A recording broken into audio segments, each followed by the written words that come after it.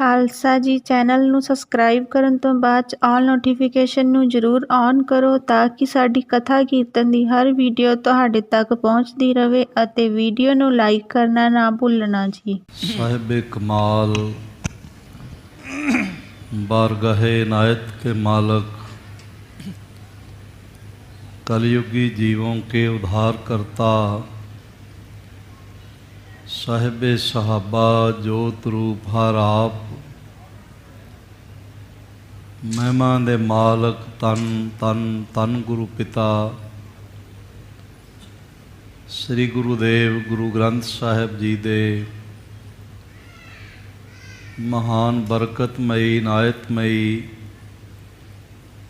श्री चरण कमलों च विराजमान गुरु प्यारी साध संगत,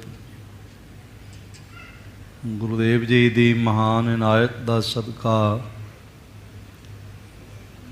साडे सारियां दे सिर ते मेहरमतमई रखे हथ का सदका जीवन का अज का दिन भी प्राप्त होया और इस नवे दिन की जो नवे जन्म समान है शाम अजीज़ुल नवाज गनीमुल खराज पातशाह गुरु गोबिंद सिंह साहिब जी दे पवित्र चरण कमलों की खाक दे नाम करना नसीब होया। सतगुरु जी की मेहर सदका सोदर चौंकी दे कीर्तन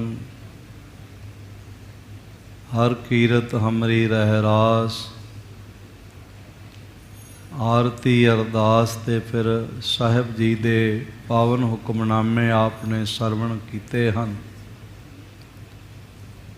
से संजोग करो मेरे प्यारे जित रसना हर नाम उचारे। कुछ समा होर छेवें गुरु नानक दल पंजन गुरु सूरमा वड जोधा बहु परोपकारी गुरु हरगोबिंद साहिब जी दे मुबारक जीवन दियाँ महान मुबारक गाथावां पावन पवित्र अमृत कथड़ियाँ राहीं गुरु इतिहास विचार गुरु दीदार दा बायस बन सके। इसलिए छोटी जी पहले ध्यान साधना है, एकाग्रता ते अदब आनंद दी दात झोली पवे। इसलिए जितने माता भराता हाजरीन हाज़री पर रहे हो प्रथम दोवां हत्थां नूं हिरदे दे सामने जोड़ो, नेत्र बंद करो तो ऐसा गहराई तो महसूस करिए कि साडा सीस मेरियां पेरियां दे दाते गुरु हरगोबिंद साहिब जी दे चरण कमलों ते टिकिया है ते साहिब जियां ने मेहर भरिया हथ साडे सिर ते रखिया होया। गुरुदेव जी दे शब्द रूपी कदमां नूं गलवकड़ी करदियां चरण चुमदियां होया गुरु की अमृत फतेह द्वारा सांझ बनाइए। वाहिगुरु जी का खालसा वाहिगुरु जी की फतेह। कल तक सरवण करदियां इतना बड़े प्रेम सहित आप जी ने सरवण किया कि पहला 5000 7000 फिर 8000 15000 ते 10000 सैना होर भेज दी लला बेग ने। बड़ा भयानक हनेरा है, भयानक सर्दी है, शीत लहर चल रही है। इन हमलावर सैनिकों के हाथ सीधे नहीं हो रहे और इस पास्यों 1000 सैनिक होर आए ने। इसका बड़ा शोर होया, बड़ी आवाज़ हुई, दूर तक इन्हां दे नगारे नफीरियां ਤੇ ਢੋਲ ਢਮੱਕੇ ਤੇ ਯਾ ਅਲੀ ਦੇ ਨਾਰੇ ਦੂਰ ਤੱਕ ਸੁਣਾਈ ਪੈਣ ਲੱਗ ਪਏ। ਔਰ ਇਹ ਮਾਰ ਲਓ ਕਰਦੇ ਆ ਰਹੇ ਨੇ। ਮਚ ਰਹੇ ਹੋ ਯੁੱਧ ਮਾਚੰਤ ਰੌਰ ਲਖਿਅੰਤ ਤੁਰਕ ਗਨ ਅਗਰ ਠੌਰ। ਸ੍ਰੀ ਗੁਰੂ ਹਰਗੋਬਿੰਦ ਸਾਹਿਬ ਮਹਾਰਾਜ ਜੀ ਨੂੰ ਬਹਾਦਰ ਬਾਬਾ ਬਿਧੀ ਚੰਦ ਜੀ ਨੇ ਬੇਨਤੀ ਕੀਤੀ। ਦਸਤ ਬਸਤਾ ਆਖਿਆ ਪਾਤਸ਼ਾਹ, ਇਸ ਤਰ੍ਹਾਂ ਸ਼ੋਰ ਸ਼ਰਾਬਾ ਸੁਣਾਈ ਪੈ ਰਿਹਾ ਹੈ ਕਿ ਜਿਵੇਂ ਤੁਰਕ ਸੈਨਾ ਸਾਡੇ ਅਗਲਿਆਂ ਮੋਰਚਿਆਂ 'ਤੇ ਪਹੁੰਚ ਗਈ। ਅਗਲੇ ਟਿਕਾਣਿਆਂ ਤੱਕ, ਅਗਲੇ ਥਾਂ ਤੱਕ ਆ ਪਹੁੰਚੀ ਹੈ। ਲਖਿਅੰਤ ਤੁਰਕ ਗਨ ਅਗਰ ਠੌਰ, ਬਹੁ ਪਰੇ ਆਏ ਛੁਟੈ ਤੁਫੰਗ। ਮਹਾਰਾਜ ਜਿਸ ਤਰ੍ਹਾਂ ਦੇ ਨਾਲ ਬੰਦੂਕਾਂ ਦੀ ਆਵਾਜ਼ ਤੜ ਤੜ ਆ ਰਹੀ ਹੈ, ਇਸ ਤਰ੍ਹਾਂ ਲੱਗਦਾ ਹੈ ਕਿ ਬਹੁਤ ਸਾਰੇ ਦੁਸ਼ਮਣ ਇੱਕੋ ਵਾਰੀ ਹੱਲਾ ਕਰਕੇ ਆ ਪਏ ਨੇ। ਤੇ ਸਾਹਿਬ ਜੀ ਉਹ ਬੰਦੂਕਾਂ ਚਲਾ ਰਹੇ ਹਨ। ਕਰ ਮਾਰ ਬੋਲਤ ਉਤੰਗ। ਤੇ ਸਿੱਖ ਸੈਨਿਕਾਂ ਨੂੰ ਮਾਰ ਲਓ ਉੱਚੀ ਦੇਖ ਕੇ ਪੁਕਾਰ ਰਹੇ ਹਨ। ਸੁਨੇਕ ਹਜ਼ਾਰ ਪੁਰ ਗੁਣ ਪੁਨ ਗੁਰ ਪਠਾਏ, ਪਟ ਚਲੇ ਗਰਜ ਦੁੰਦਬ ਬਜਾਏ। ਮਹਾਰਾਜ ਸੱਚੇ ਪਾਤਸ਼ਾਹ ਕੁਝ ਸੈਨਾ ਆਪਣੇ ਵੱਲੋਂ ਹੋਰ ਭੇਜ ਦੇਵੋ, ਆਪ ਮਿਹਰ ਕਰੋ ਤੇ ਉਹਨਾਂ ਦੁਸ਼ਮਣ ਦਲਾਂ ਦਾ ਉੱਥੇ ਹੀ ਜਿਹੜਾ ਰੁਕਾਵਟ ਬਣ ਸਕੇ, ਉਹਨਾਂ ਦੇ ਕਦਮ ਅੱਗੇ ਆਪ ਜੀ ਦੇ ਡੇਰੇ ਵੱਲ ਨਾ ਆਵਣ, ਪੜਾਓ ਵੱਲ ਨਾ ਆਵਣ। ਮਹਾਰਾਜ ਜੀ ਮੁਸਕਰਾ ਕੇ ਕਹਿਣ ਲੱਗੇ, ਠੀਕ ਹੈ ਬਹਾਦਰ ਬਾਬਾ ਬਿਧੀ ਚੰਦ ਗੁਰੂ ਜੀ, ਅਸੀਂ ਭੇਜ ਦਿੰਦੇ ਹਾਂ। ਪੁਨ ਸੁਨੇਕ ਹਜ਼ਾਰ ਪੁਨ ਗੁਰ ਪਠਾਏ, ਪਟ ਚਲੇ ਗਰਜ ਦੁੰਦਬ ਬਜਾਏ। ਸੂਰਮੇ ਗੁਰੂ ਕੇ ਸਿਰ ਲੱਤ ਸੂਰਮੇ। ਮਹਾਰਾਜ ਜੀ ਦੇ ਸਾਹਮਣੇ ਚਰਨਾਂ 'ਤੇ ਸਿਰ ਰੱਖ ਰਹੇ ਹਨ। ਇਹਨਾਂ ਨੂੰ ਬਹਾਦਰ ਬਾਬਾ ਬਿਧੀ ਚੰਦ ਜੀ ਨੇ ਆਖਿਆ ਬਈ ਸੀਸ ਦੇਣ ਲੱਗਿਆਂ ਪ੍ਰਵਾਹ ਨਹੀਂ ਕਰਨੀ। ਉਹਨਾਂ ਕਿਹਾ, ਇਹ ਬਹਾਦਰ ਬਾਬਾ ਬਿਧੀ ਚੰਦ ਜੀ, ਹੁਣ ਕਾਹਦੀ ਪਰਵਾਹ, ਸੀਸ ਤਾਂ ਅਸੀਂ ਉਸ ਦਿਨ ਹੀ ਸਤਿਗੁਰੂ ਦੇ ਚਰਨਾਂ 'ਤੇ ਰੱਖ ਦਿੱਤਾ ਹੋਇਆ ਜਿਸ ਦਿਨ ਇਸ ਨਿਰੰਜਨੀ ਸੈਨਾ ਵਿੱਚ ਭਰਤੀ ਹੋਏ ਹਾਂ। ਪਰਮਾਤਮਾ ਦੀ ਸੈਨਾ ਵਿੱਚ ਜਿਸ ਦਿਨ ਦੇ ਭਰਤੀ ਹੋਏ ਹਾਂ, ਉਸ ਦਿਨ ਦਾ ਹੀ ਅਸੀਂ ਸਿਰ ਮਹਾਰਾਜ ਦੇ ਚਰਨਾਂ 'ਤੇ ਰੱਖਿਆ ਹੋਇਆ। ਹੁਣ ਤੇ ਜਦ ਮਰਜ਼ੀ ਸਿਰ ਉਤਾਰ ਲੈਣ ਤੇ ਸਿਰ ਬਚਾ ਲੈਣ, ਹੁਣ ਇਹਨਾਂ ਦੀ ਮਰਜ਼ੀ ਹੈ।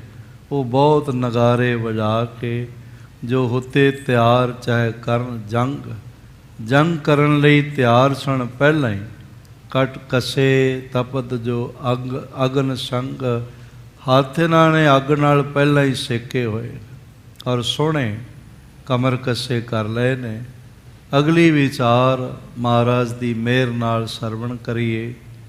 ਪੇਸ਼ਤਰ ਜਿਤਨੇ ਇੱਥੇ ਗੁਰੂ ਗੋਬਿੰਦ ਸਿੰਘ ਮਹਾਰਾਜ ਜੀ ਦੇ ਘਰ ਬਿਰਾਜੇ ਹੋ, ਇਸ ਤਖਤ ਸ੍ਰੀ ਹਰਿਮੰਦਰ ਜੀ ਪਟਨਾ ਸਾਹਿਬ ਨੂੰ ਗੁਰੂ ਤੇਗ ਬਹਾਦਰ ਸਾਹਿਬ ਜੀ ਨੇ ਹੁਕਮਨਾਮਾ ਲਿਖ ਕੇ ਆਖਿਆ ਵੀ ਸਾਡਾ ਘਰ ਹੈ। ਉਹਨਾਂ ਦੇ ਬਚਨ ਹਨ, ਭਾਈ ਜੀ ਸਿਰੋਂ ਪਾਓ ਭੇਜਿਆ ਹੈ, ਪਟਨਾ ਗੁਰੂ ਕਾ ਘਰ ਹੈ, ਸੰਗਤ ਕਾ ਭਲਾ ਹੋ। ਜਿਹੜਾ ਵੀ ਸਾਡੇ ਘਰ ਚੱਲ ਕੇ ਆਏਗਾ, ਪਟਨਾ ਸਾਹਿਬ ਚੱਲ ਕੇ ਆਵੇਗਾ, ਉਸ ਦਾ ਭਲਾ ਹੋ ਜਾਏਗਾ।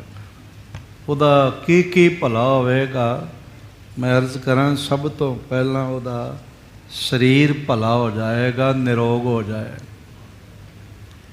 ਉਸ ਦੀ ਆਰਥਿਕ ਹਾਲਤ ਭਲੀ ਹੋ ਜਾਏਗੀ, ਉਹ ਬੰਦਾ ਧਨਵਾਨ ਹੋ ਜਾਏ। ਫਿਰ ਉਸ ਦਾ ਮਾਨਸਿਕ ਮੰਡਲ ਭਲਾ ਹੋ ਜਾਏਗਾ, ਉਹਦੇ ਹਿਰਦੇ 'ਚ ਮੈਲੀਆਂ ਵਿਚਾਰਾਂ ਨਹੀਂ ਆਉਣਗੀਆਂ, ਸ਼ੁਭ ਵਿਚਾਰ ਆਵਣਗੇ।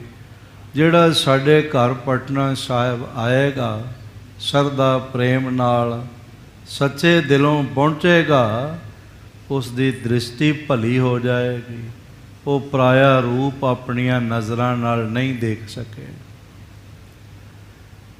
ਉਸ ਦੀ ਜ਼ਬਾਨ ਭਲੀ ਹੋ ਜਾਏਗੀ, ਕੂੜ ਨਹੀਂ ਬੋਲ ਸਕੇਗਾ। ਜਿਹੜਾ ਸਾਡੇ ਘਰ ਹਿਰਦੇ ਤੋਂ ਆਏ, ਸਰਵਣ ਭਲੇ ਹੋ ਜਾਵਣਗੇ, ਨਿੰਦਾ ਨਹੀਂ ਸੁਣ ਸਕਣਗੇ।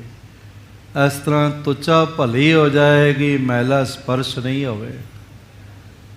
ਕਾਰੋਬਾਰ, ਪਰਿਵਾਰ ਔਰ ਕਿਰਦਾਰ ਸਭ ਵਿੱਚ ਭਲਾਈ ਨਜ਼ਰ ਆਵੇਗੀ ਔਰ ਸਭ ਦਾ ਹੀ ਭਲਾ ਹੋਵੇਗਾ ਜੋ ਸਾਡੇ ਘਰ ਆਵੇ।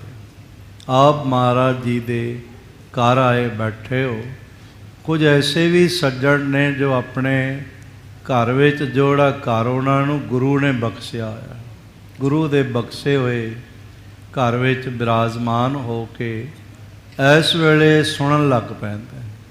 ਜਿਵੇਂ TRP ਇੱਕ ਰੀਡਿੰਗ ਹੁੰਦੀ ਹੈ, ਉਸ ਮੁਤਾਬਕ ਕੋਈ 70 ਲੱਖ ਸੰਗਤ ਰੋਜ਼ ਪਟਨਾ ਸਾਹਿਬ ਦੀ ਕਥਾ ਨਾਲ ਜੁੜੀ ਹੋਈ ਹੈ। ਰੋਜ਼ਾਨਾ ਸੰਗਤ ਇਹ ਬਹੁਤ ਵੱਡੀ ਗਿਣਤੀ। ਬਸ ਇੰਝ ਸਮਝ ਲਓ ਵੀ ਅੱਧੀ ਕੌਮ ਹੈ।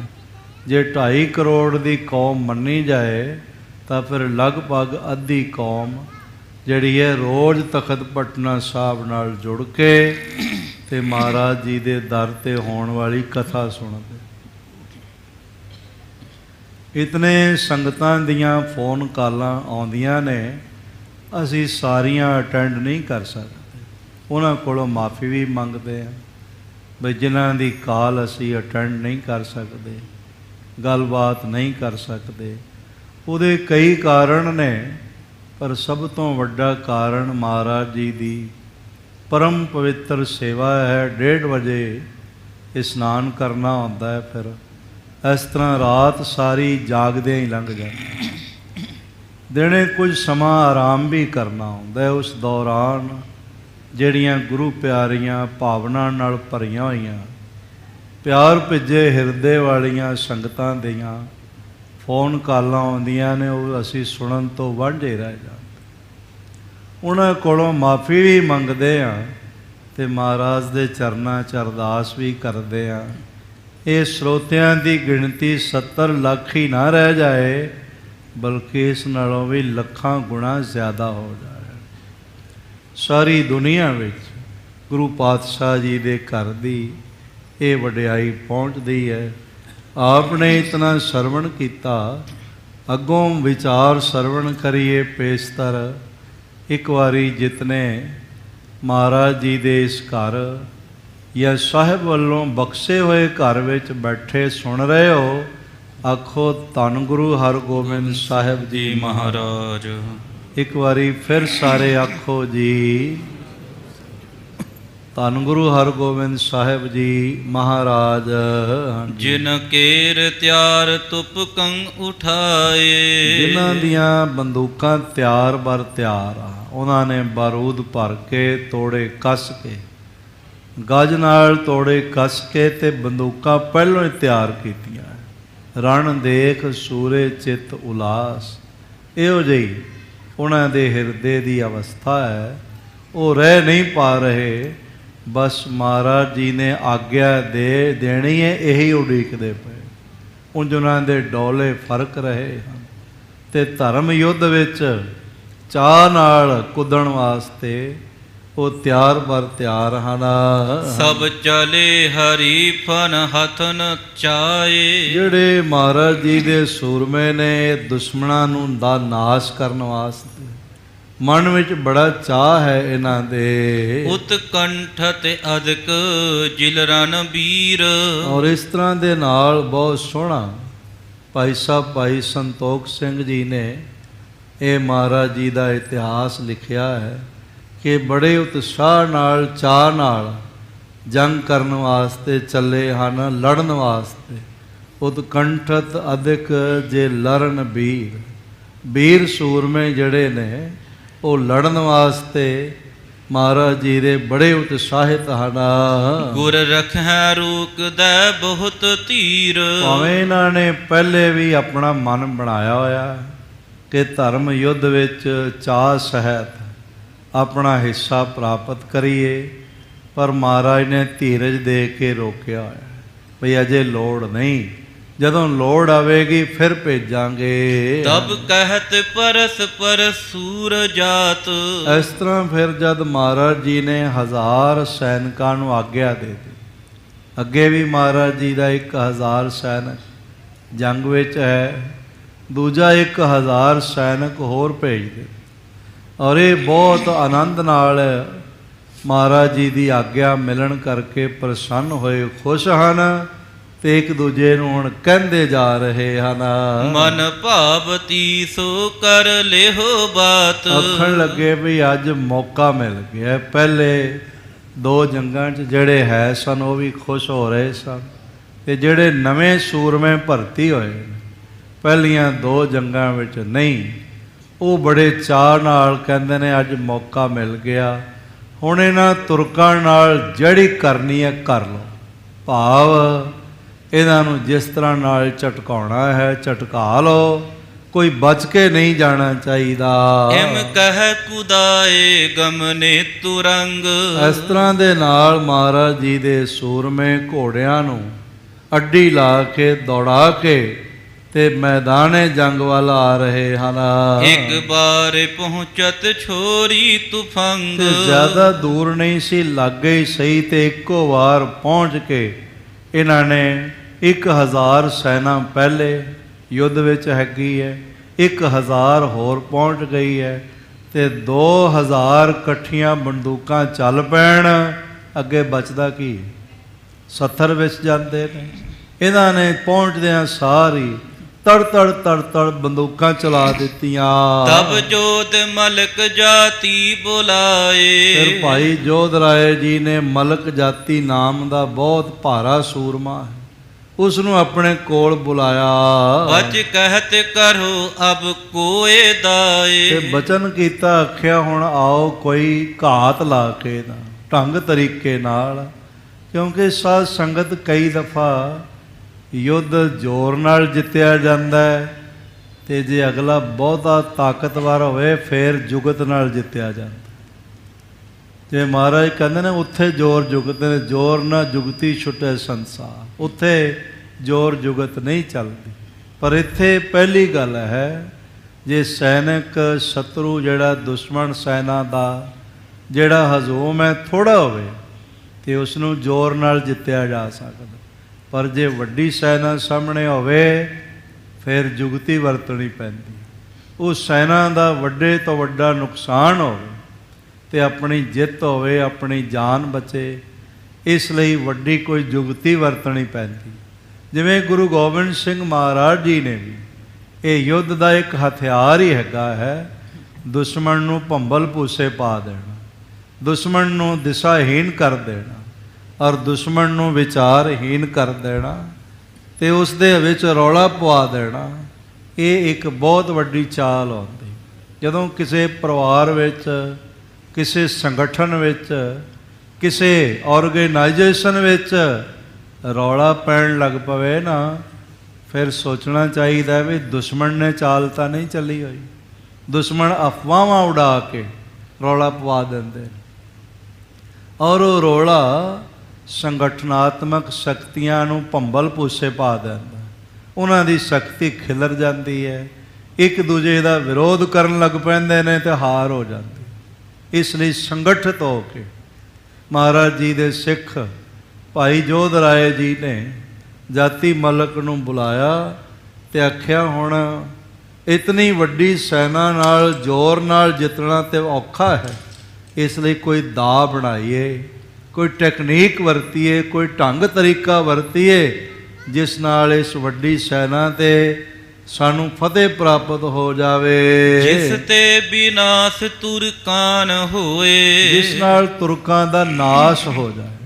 ਮੈਂ ਅਰਜ਼ ਕਰ ਰਿਹਾ ਸੀ, ਗੁਰੂ ਗੋਬਿੰਦ ਸਿੰਘ ਸਾਹਿਬ ਜੀ ਨੇ ਚਮਕੌਰ ਸਾਹਿਬ ਦੀ ਸਰਜ਼ਮੀਨ ਤੇ ਇਹ ਦਾ ਵਰਤਿਆ ਵੀ ਸੀ। ਕਿਲੇ ਚੋਂ ਬਾਹਰ ਨਿਕਲ ਕੇ ਕੱਚੀ ਗੜੀ ਤੋਂ ਤੇ ਵੱਖ-ਵੱਖ ਥਾਈਂ ਭਾਈ ਦਇਆ ਸਿੰਘ ਜੀ ਨੇ ਇੱਕ ਜਗ੍ਹਾ, ਭਾਈ ਮਾਨ ਸਿੰਘ ਜੀ ਨੇ ਦੂਜੀ ਜਗ੍ਹਾ, ਜਿਹੜੇ ਸਿੰਘ ਨਾਲ ਹੋਰ ਜੰਗ ਲਈ ਆਏ ਉਹਨਾਂ ਨੇ ਤੀਜੀ ਜਗ੍ਹਾ, ਤੇ ਗੁਰੂ ਗੋਬਿੰਦ ਸਿੰਘ ਮਹਾਰਾਜ ਨੇ ਸਵਯੰ ਆਪ ਉੱਚੀ ਉੱਚੀ ਤਾੜੀ ਵਜਾਈ ਤੇ ਆਖਿਆ ਪੀਰੇ ਹਿੰਦ ਮੇ ਰਵਦ, ਹਿੰਦੁਸਤਾਨ ਦਾ ਬਜ਼ੁਰਗ ਗੁਰੂ ਮਹਾਰਾਜ ਜਾਂਦੇ ਪਏ, ਚਲੇ ਜਾ ਰਹੇ ਨੇ, ਜੇ ਫੜਨਾ ਤੇ ਫੜ ਲਓ। ਪੀਰੇ ਹਿੰਦਮੀ ਰਵਦ ਇੱਥੇ ਕਹਿ ਦਿੱਤਾ, ਫਿਰ ਸੈਨਾ ਦੇ ਦੂਜੇ ਪਾਸੇ ਕਹਿ ਦਿੱਤਾ, ਫਿਰ ਤੀਜੇ ਪਾਸੇ ਕਹਿ ਦਿੱਤਾ, ਤੇ ਇਸ ਤਰ੍ਹਾਂ ਰੌਲਾ ਪੈ ਗਿਆ ਤੇ ਉਹ ਇੱਕ ਦੂਜੇ ਨੂੰ ਆਪਸ ਵਿੱਚ ਹੀ ਮਾਰਨ ਲੱਗ ਪਏ। ਭੰਬਲ ਭੂਸੇ ਪਾ ਦੇਣਾ ਵੀ ਇੱਕ ਬਹੁਤ ਵੱਡਾ ਹਥਿਆਰ ਹੁੰਦਾ ਹੈ ਜੋ ਤਾਕਤਵਰ ਦਲਾਂ ਨੂੰ ਕਮਜ਼ੋਰ ਕਰ ਦਿੰਦਾ ਹੈ ਤੇ ਧਰਾਸ਼ਾਹੀ ਕਰਦਾ। ਇਸ ਲਈ ਮੈਂ ਅਰਜ਼ ਕਰਾਂ, ਭਾਈ ਜੋਧ ਰਾਏ ਜੀ ਨੇ ਇਹ ਟੈਕਨੀਕ ਰੂਪੀ ਹਥਿਆਰ ਵਰਤਣ ਲਈ ਸਲਾਹ ਲਈ ਹੈ ਭਾਈ ਜਾਤੀ ਮਲਕ ਦੀ। ਇਹੋ 1000 ਸਨਮੁਖ ਲਰਾਹੇ। ਆਖਣ ਲੱਗੇ ਜਿਹੜਾ 1000 ਸੂਰਮਾ ਹੈ ਨਾ, ਇਹ ਸਾਹਮਣੇ ਲੜਦਾ ਹੈ। ਮੇਰੀ 500 ਘੋੜਸਵਾਰ ਸੈਨਾ, ਮੇਰੇ ਭਰਾ ਸਲੇਮ ਸ਼ਾਹ ਦੀ 500 ਘੋੜਸਵਾਰ ਸੈਨਾ, ਇਹ ਸਾਹਮਣਿਓਂ ਜੰਗ ਕਰਦੀ ਰਹੇ ਤੇ ਉਹਨਾਂ ਦਾ ਧਿਆਨ ਸਾਰਾ ਸਾਹਮਣੇ ਰਹੇਗਾ। ਹਮ ਦੋਏ ਦੂਰ ਲਖ ਸਕਹਿ ਨਾਹੇ। ਔਰ ਇਸ ਤਰ੍ਹਾਂ ਦੇ ਨਾਲ ਅਸੀਂ ਦੂਰ ਜਿਹੜੇ ਖੜੇ ਹੋ ਕੇ ਹਮ ਲਰਹਿ ਹਮ ਹੋਏ ਦੂਰ ਲਖ ਸਕੈ ਨਾ ਹੈ, ਤੇ ਅਸੀਂ ਦੂਰ ਹੋ ਜਾਈਏ ਤੇ ਉਹ ਸਾਨੂੰ ਸਮਝ ਨਹੀਂ ਸਕਣਗੇ, ਉਹਨਾਂ ਨੂੰ ਸਾਡਾ ਪਤਾ ਨਹੀਂ ਪਵੇਗਾ। ਬਸ ਚਾਤ ਤੁਰਕ ਦਲ ਕੇਰ ਹੋਏ। ਫਿਰ ਹੌਲੀ ਹੌਲੀ ਦੂਰ ਦੂਰ ਹੋ ਕੇ ਤੇ ਤੁਰਕ ਦਲ ਦੇ ਪਿਛਲੇ ਪਾਸੇ ਚਲੇ ਜਾਈ। ਇਹ 1000 ਦੀ ਟੁਕੜੀ 1000 ਸੈਨਾ ਦੀ ਅੱਗਿਓਂ ਲੜਦੀ ਰਹੇ, ਉਹਨਾਂ ਵੱਲ ਗੋਲੀਆਂ ਚਲਾਉਂਦੀ ਰਹੇ, ਉਹਨਾਂ ਦਾ ਧਿਆਨ ਇੱਧਰ ਰਹੇ ਤੇ ਅਸੀਂ ਦੂਰੋਂ ਚੱਕਰ ਲਾ ਕੇ ਦੂਰੋਂ ਹੋ ਕੇ ਹੌਲੀ ਹੌਲੀ ਉਹਨਾਂ ਨੂੰ ਪਿਛਲੇ ਪਾਸਿਓਂ ਪੈ ਜਾਈਏ। ਹੁਣ ਪਰ ਹੈ ਆਨ ਕਰ ਨੇਰ ਢੋਏ। ਫਿਰ ਜਦ ਲਾਗੇ ਆ ਜਾਵਾਂਗੇ ਤਾਂ ਫਿਰ ਉਹਨਾਂ ਤੇ ਹੱਲਾ ਕਰ ਦੇਵਾਂਗੇ। ਸਭ ਆਪਨ ਸੂਰ ਕੋ ਦੇਹ ਸੁਨਾਏ। ਇਹ ਗੁਪਤ ਸੂਚਨਾ ਆਪਣੇ ਸਾਰੇ ਸੂਰਮਿਆਂ ਨੂੰ ਪਹੁੰਚਾ ਦਿਓ ਤਾਂ ਕਿ ਉਹਨਾਂ ਸਾਰਿਆਂ ਨੂੰ ਪਤਾ ਚੱਲ ਜਾਏ ਕਰਨਾ ਕੀ ਹੈ, ਦਿਸ਼ਾਹੀਣ ਨਾ ਹੋ ਜਾਵਣਾ।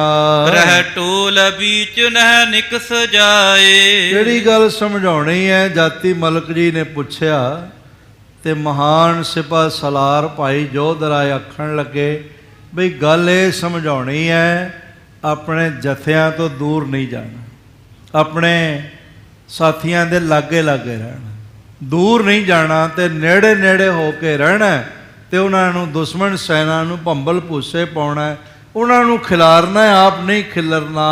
ਇੱਕ ਹੱਥ ਹੈ ਤਮਾਚਾ ਗਜਬ ਕੇਰ। ਤੇ ਫਿਰ ਇੱਕ ਗਜ਼ਬ ਦਾ ਹੱਲਾ ਉਹਨਾਂ ਤੇ ਕਰਾਂਗੇ। ਹੋਏ ਤੁਰਤ ਦੂਰ ਨ ਰਹਿ ਨੇਰ। ਤੇ ਇੱਕ ਵਾਰੀ ਹੱਲਾ ਕਰਕੇ ਬੰਦੂਕਾਂ ਚਲਾ ਕੇ ਤਲਵਾਰਾਂ ਚਲਾ ਕੇ ਉਹਨਾਂ ਤੇ ਫਿਰ ਇੱਕਦਮ ਬਾਹਰ ਨਿਕਲ ਜਾਵਾਂਗੇ, ਉਹਨਾਂ ਦੀ ਸੈਨਾ ਵਿੱਚ ਨਹੀਂ ਰਵਾਂਗੇ। ਘਟ ਮਰਹਿ ਆਪ ਮਹਿ ਮਨ ਦੇ ਸਤਰ।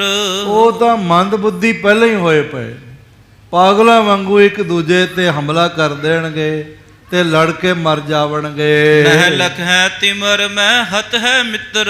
ਉਹਨਾਂ ਨੂੰ ਪਤਾ ਨਹੀਂ ਚੱਲਣਾ, ਹਨੇਰੇ ਵਿੱਚ ਉਹਨਾਂ ਸਾਨੂੰ ਸਮਝ ਕੇ, ਸਾਡੀ ਸੈਨਾ ਸਮਝ ਕੇ ਇੱਕ ਦੂਜੇ ਨੂੰ ਮਾਰਨ ਲੱਗ ਪੈਣਾ ਹੈ। ਸੁਨ ਹਰਖ ਵਿਪਰ ਤਿਮ ਕਰ ਉਚਾਰ। ਇਸ ਤਰ੍ਹਾਂ ਬ੍ਰਾਹਮਣ ਹੈ, ਕੁਲ ਦਾ ਹੈ ਜਾਤੀ ਮਲਕ, ਇਸ ਨੇ ਬੜੇ ਹਰਖ ਨਾਲ ਸੁਣ ਕੇ ਵਿਚਾਰ ਬੜਾ ਖੁਸ਼ ਹੋਇਆ। ਕਰ ਪ੍ਰਿਥਕ ਸੁਬਟ ਤਜ 1000। ਔਰ ਇਸ ਤਰ੍ਹਾਂ 1000 ਸੈਨਾ ਜਿਹੜੀ ਹੁਣ ਨਵੀਂ ਆਈ ਮਹਾਰਾਜ ਵੱਲੋਂ, ਉਹਨਾਂ ਦੇ ਜਰਨੈਲਾਂ ਨੂੰ ਤੇ ਉਹਨਾਂ ਨੂੰ ਵੱਖਰੇ ਕਰਕੇ ਕਹਿ ਸੁਪਟ ਸੰਗ ਐਸੇ ਸੁਨਾਏ। ਉਹਨਾਂ ਸਾਰਿਆਂ ਦੇ ਕੰਨ ਵਿੱਚ ਹੌਲੀ ਹੌਲੀ ਸੁਣਾ ਦਿੱਤਾ ਹੈ। ਮਾਰੋ ਸੋ ਸਤਰੂ ਜਾਣੇ ਨਾ ਪਾਏ। ਆਖਣ ਲੱਗੇ ਇਸ ਤਰ੍ਹਾਂ ਜਿਹੜਾ ਆਏ 10,000 ਸੈਨਾ ਆਈ ਹੈ, ਦੁਸ਼ਮਣ ਆਏ ਨੇ, 15,000 ਪਹਿਲੇ ਮਾਰੀ ਜਾ ਚੁੱਕੀ। ਇੱਕ ਰਾਤ ਵਿੱਚ ਕਿਸੇ ਸੈਨਾ ਨੂੰ ਇੰਨਾ ਵੱਡਾ ਘਾਟਾ ਪੈ ਜਾਣਾ ਕਿ ਉਹਨਾਂ ਦੀ 15,000 ਸੈਨਾ ਮਾਰੀ ਜਾਣੀ, ਤੇ ਜਿਹੜੀ 8-10,000 ਹੋਰ ਆਈ ਹੈ 25,000 ਇਕੱਠੀ ਹੋ ਜਾਣੀ, ਤੇ ਫਿਰ ਉਹ ਵੀ ਮਾਰੀ ਜਾਣੀ, ਤੇ 25,000 ਸੈਨਾ ਮਰ ਜਾਏ ਤੇ ਸਾਹਮਣੇ ਵਾਲੇ ਦਾ ਇੱਕ ਬੰਦਾ ਵੀ ਨਾ ਮਰੇ। ਇਹ ਬਹੁਤ ਵੱਡਾ ਘਾਟਾ ਉਹਨਾਂ ਨੂੰ ਪਵੇਗਾ।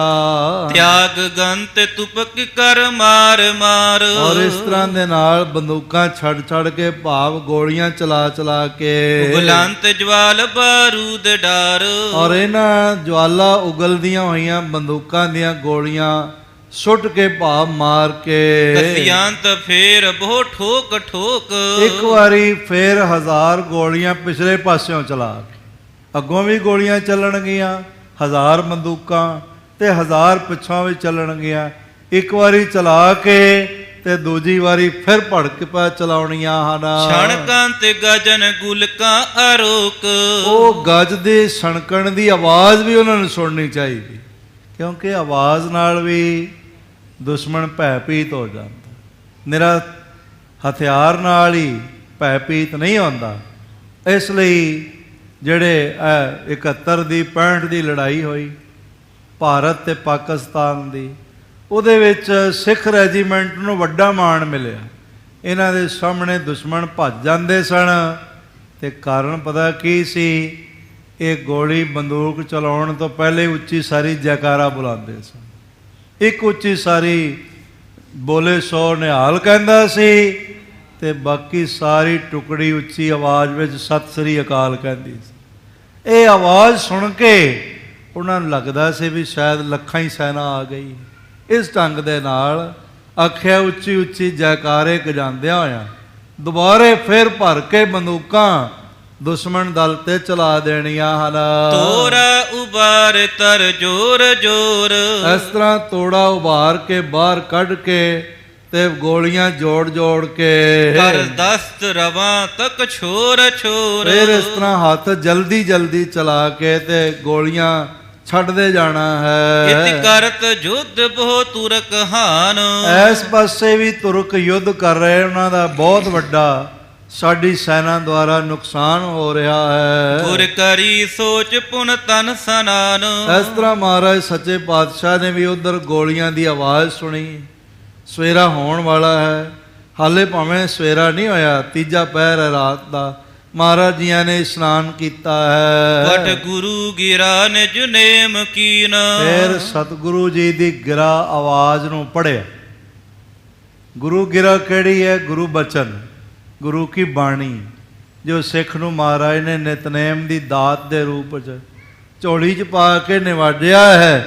ਜਿਹੜਾ ਸਿੱਖ ਨਿਤਨੇਮੀ ਹੁੰਦਾ ਹੈ ਉਹਦੀ ਜ਼ਿੰਦਗੀ ਵਿੱਚ ਕਦੀ ਹਾਰ ਨਹੀਂ ਹੁੰਦੀ, ਉਹਦੀ ਸਦਾ ਚੜ੍ਹਦੀ ਕਲਾ ਰਹਿੰਦੀ। ਵੱਡੇ ਵੱਡੇ ਸਿਆਣੇ ਲੇਖਕ ਹੋਏ, ਵਿਦਵਾਨ ਹੋਏ, ਇਹਨਾਂ ਨੂੰ ਪੁੱਛੋ ਤੁਹਾਡੀ ਜ਼ਿੰਦਗੀ ਦੀ ਕਾਮਯਾਬੀ ਦਾ ਰਾਜ ਕੀ ਹੈ, ਤੇ ਉਹ ਦੱਸਦੇ ਨੇ ਸਾਡਾ ਅੰਮ੍ਰਿਤ ਵੇਲੇ ਜਾਗਣਾ ਤੇ ਗੁਰੂ ਬਖਸ਼ੀ ਨਿਤਨੇਮ ਦੀ ਬਾਣੀ ਦੀ ਦਾਤ ਦਾ ਨਿਤਨੇਮ ਸਾਡੇ ਜੀਵਨ ਦਾ ਰਾਜ ਹੈਗਾ। ਮੁਸਲਿਮ ਫਕੀਰਾਂ ਨੂੰ ਪੁੱਛੋ, ਉਹ ਕਹਿੰਦੇ ਨੇ 5 ਵਕਤ ਦੀ ਨਮਾਜ਼ ਸਾਡੀ ਕਾਮਯਾਬੀ ਦਾ ਰਾਜ ਹੈ। ਸਨਾਤਨੀ ਮਹਾਂਪੁਰਖਾਂ ਨੂੰ ਪੁੱਛੋ, ਉਹ ਕਹਿਣਗੇ ਗਾਇਤਰੀ ਮੰਤਰ ਦਾ ਜਾਪ ਸਾਡੇ ਕਾਮਯਾਬੀ ਦਾ ਰਾਜ ਹੈ। ਇਸ ਤਰ੍ਹਾਂ ਮੈਂ ਅਰਜ਼ ਕਰਾਂ, ਗੁਰੂ ਖਾਲਸੇ ਦਾ ਝੰਡਾ ਦੁਨੀਆ ਦੇ 140 ਮੁਲਕਾਂ 'ਚ ਝੁੱਲ ਰਿਹਾ ਔਰ ਇਹਦਾ ਰਾਜ ਹੈ ਗੁਰੂ ਬਖਸ਼ਿਆ ਹੋਇਆ ਨਿਤਨੇਮ। ਨਿਤਨੇਮ ਦਾ ਸਦਕਾ ਦੁਨੀਆ ਦੀਆਂ ਮਨਿਸਟਰੀਆਂ ਤੁਹਾਡੇ ਕਦਮਾਂ 'ਚ ਨੇ, ਮਾਣ ਸਨਮਾਨ ਤੁਹਾਡੇ ਕਦਮਾਂ ਵਿੱਚ ਹੈ। ਔਰ ਆਪ ਸੁਣ ਕੇ ਪ੍ਰਸੰਨ ਹੋਗੇ। ਜਿਤਨਾ ਇਨਕਮ ਟੈਕਸ ਬਾਕੀ ਦਾ ਸਾਰਾ ਭਾਰਤ ਦਿੰਦਾ ਹੈ, ਲਗਭਗ ਉਦੋਂ ਅੱਧਾ ਇਨਕਮ ਟੈਕਸ ਸਿਰਫ ਸਿੱਖ ਦਿੰਦੇ ਨੇ। ਇਹ ਦੇਸ਼ ਸਿੱਖਾਂ ਦੇ ਦਿੱਤੇ ਹੋਏ ਟੈਕਸ ਨਾਲ ਚੱਲਦਾ ਹੈ। ਭਾਵੇਂ ਮੈਂ ਅਰਜ਼ ਕਰਾਂ ਆਏ ਦਿਨ ਲੋਕੀ ਸਾਜ਼ਿਸ਼ਾਂ ਤਾਂ ਰਚਦੇ ਰਹਿੰਦੇ ਨੇ, ਤੇ ਫਿਰ ਮੈਂ ਅਰਜ਼ ਕਰਾਂ ਨਿਰਾ ਸਿੱਖਾਂ ਦੇ ਟੈਕਸ ਨਾਲ ਹੀ ਨਹੀਂ ਚੱਲਦਾ। ਇਹ ਦੇਸ਼ ਜੇ ਬਚਿਆ ਹੋਇਆ ਹੈ ਤਾਂ ਇਹ ਜਗ੍ਹਾ ਜਗ੍ਹਾ ਗੁਰਦੁਆਰੇ ਸਾਹਿਬਾਨ ਦੀ ਬਰਕਤ ਹੈ। ਇਹ ਗੁਰਸਿੱਖਾਂ ਦੁਆਰਾ ਕੀਤਾ ਜਾ ਰਿਹਾ ਨਿਤਨੇਮ ਹੈ, ਜਿਸ ਦੀ ਬਰਕਤ ਨਾਲ ਇਹ ਦੇਸ਼ ਬਚਿਆ ਹੋਇਆ ਹੈ। ਠੀਕ ਕਿਸੇ ਪੁਰਖ ਨੇ ਬੋਲ ਆਖੇ ਨੇ ਕਿ ਭਾਰਤ ਦੇਸ਼ ਨਾ ਹੁੰਦਾ ਜੇ ਗੁਰੂ ਦਸ਼ਮੇਸ਼ ਨਾ ਹੁੰਦਾ।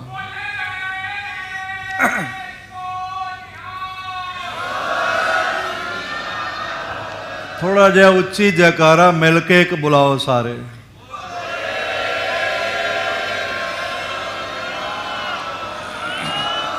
ਇਸ ਲਈ ਇਸ ਦੇਸ਼ ਦੀ ਚੜ੍ਹਦੀ ਕਲਾ ਹੈ।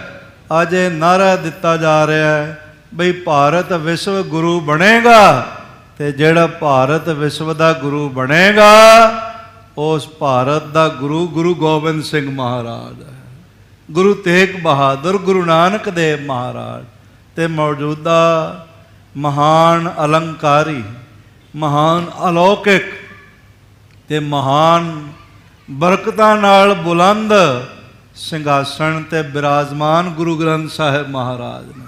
ਇਹਨਾਂ ਦੀ ਬਰਕਤ ਹੈ ਸਾਰੀ। ਇਸ ਲਈ ਇਹ ਸਿੱਖ ਨਾ ਡਰਦੇ ਨੇ ਤੇ ਨਾ ਇਹਨਾਂ ਨੂੰ ਕੋਈ ਹਰਾ ਸਕਦਾ ਹੈ। ਤੇ ਸਵਯੰ ਗੁਰੂ ਪਾਤਸ਼ਾਹ ਆਪ ਪਠ ਗੁਰੂ ਗਿਰਾ ਨਿਜ ਨੇਮ ਕੀ। ਗੁਰੂ ਗਿਰਾ ਦਾ ਮਤਲਬ ਹੈ ਗੁਰਬਾਣੀ। ਸ੍ਰੀ ਗੁਰੂ ਹਰਗੋਬਿੰਦ ਸਾਹਿਬ ਮਹਾਰਾਜ ਇਸ਼ਨਾਨ ਕਰਨ ਤੋਂ ਬਾਅਦ ਉਹਨਾਂ ਨੇ ਆਪ ਨਿਤਨੇਮ ਦੀਆਂ ਬਾਣੀਆਂ ਦਾ ਪਾਠ ਕੀਤਾ, ਜਿਹੜਾ ਉਸ ਵੇਲੇ ਹੋਵੇਗਾ।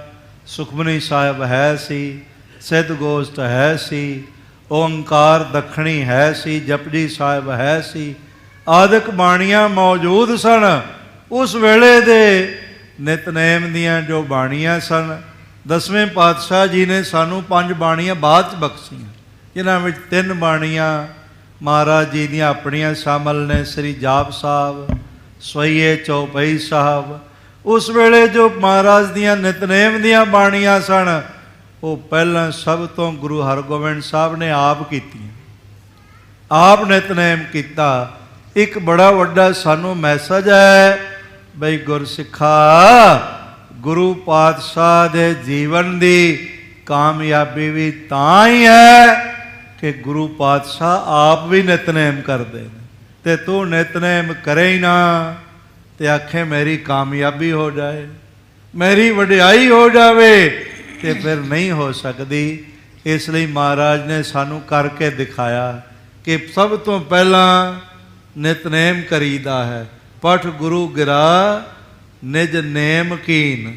ਆਪਣਾ ਜਿਹੜਾ ਰੋਜ਼ ਦਾ ਨਿਤਨੇਮ ਹੈ, ਗੁਰੂ ਹਰਗੋਬਿੰਦ ਸਾਹਿਬ ਜੀ ਨੇ ਉਹ ਕੀਤਾ ਹੈ। ਉਨ ਬਸਤਰ ਜੁੱਧ ਕੇ ਪਹਿਰ ਲੀਨ। ਇਹ ਜਿਹੜੇ ਯੁੱਧ ਵੇਲੇ ਬਸਤਰ ਪਾਏ ਜਾਂਦੇ ਨੇ, ਜ਼ਰਾ ਬਖਤਰ, ਸੰਜੋਏ ਆਦਿਕ, ਉਹ ਮਹਾਰਾਜ ਜੀ ਨੇ ਪਹਿਨੇ ਹਨ।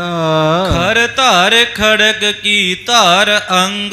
ਔਰ ਇਸ ਤਰ੍ਹਾਂ ਦੇ ਨਾਲ ਬਹੁਤ ਧਾਰ ਜਿਹਦੀ ਤਿੱਖੀ, ਉਹ ਖੜਗ ਮਹਾਰਾਜ ਨੇ ਧਾਰਨ ਕੀਤੀ ਹੈ। ਮੁਕਤਾ ਸੁ ਗੁਛ ਲਾਗੇ ਨਿਖੰਗ। ਤੇ ਮੋਤੀਆਂ ਦੇ ਗੁੱਛੇ ਮਹਾਰਾਜ ਦੇ ਪੱਥਿਆਂ ਨਾਲ ਲਟਕਦੇ।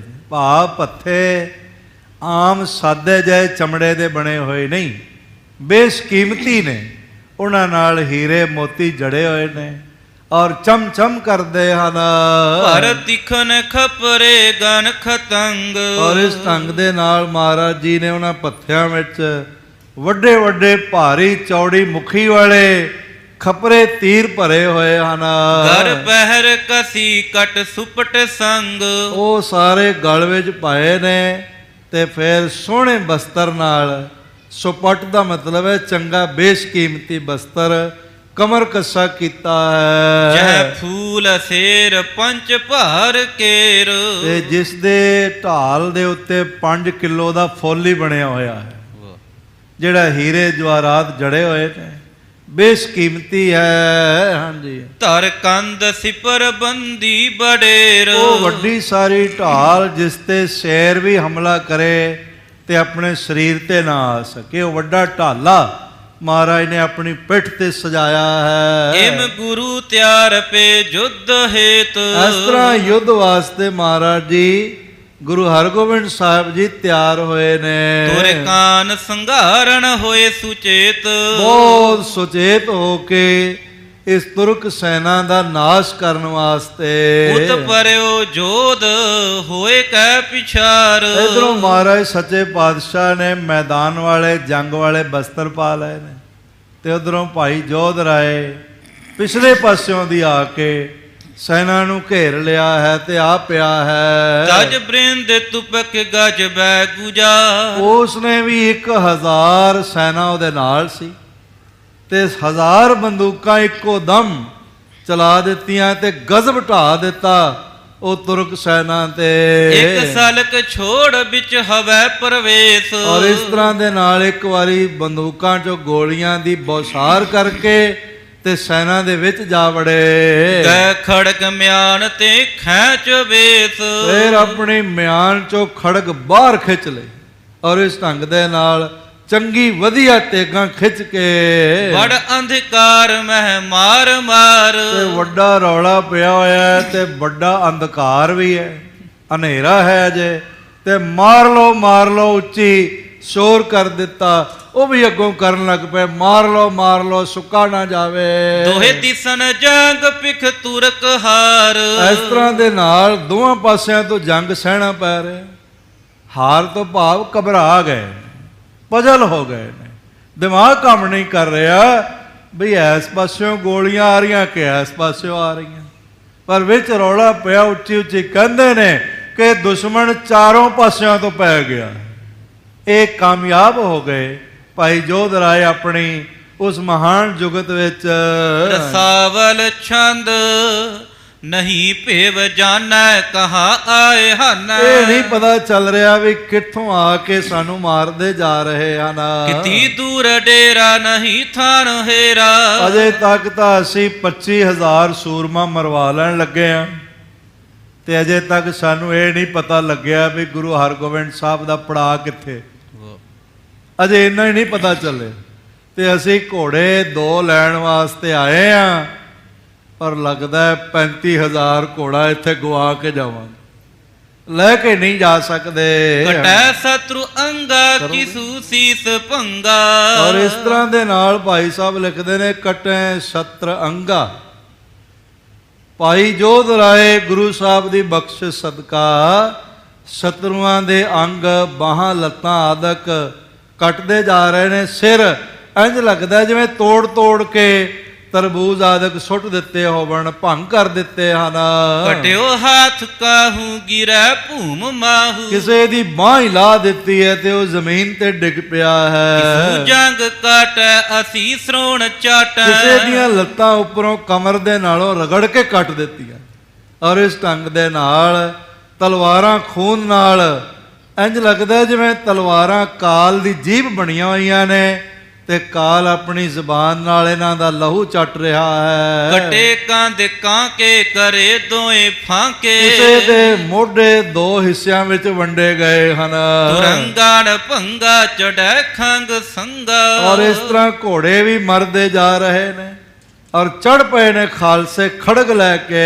ਭਏ ਰੁੰਡ ਮੁੰਡਾ ਕਟੇ ਕਾਹੂ ਤੁੰਡਾ। ਇਹਨਾਂ ਦੇ ਸਿਰ ਰੁੰਡ ਮੁੰਡ ਥੱਲੇ ਡਿੱਗਦੇ ਪਏ ਨੇ ਔਰ ਕਿਸੇ ਦਾ ਮੂੰਹ ਅੱਗੋਂ ਕੱਟਿਆ ਜਾ ਰਿਹਾ ਹੈ। ਪ੍ਰਚੰਡਾ ਘੁੰਮੰਡਾ ਕਰੇ ਖੰਡ ਖੰਡਾ। ਜਿਹੜੇ ਬੜੇ ਹੰਕਾਰ 'ਚ ਚੜ ਕੇ ਆਏ ਨੇ ਬਈ ਅੱਜ ਤੱਕ ਜਾਂਦਿਆਂ ਹੀ ਗੁਰੂ ਹਰਗੋਬਿੰਦ ਸਾਹਿਬ ਨੂੰ ਫੜ ਕੇ ਲੈ ਆਉਣਾ ਹੈ, ਬਿਧੀ ਚੰਦ ਨੂੰ ਟੁਕੜੇ ਟੁਕੜੇ ਕਰ ਦੇਣਾ ਹੈ ਤੇ ਘੋੜੇ ਖੋ ਕੇ ਲਿਜਾ ਕੇ ਸ਼ਾਹਜਹਾਨ ਨੂੰ ਦੇ ਕੇ ਇਨਾਮ ਲੈਣਾ ਹੈ।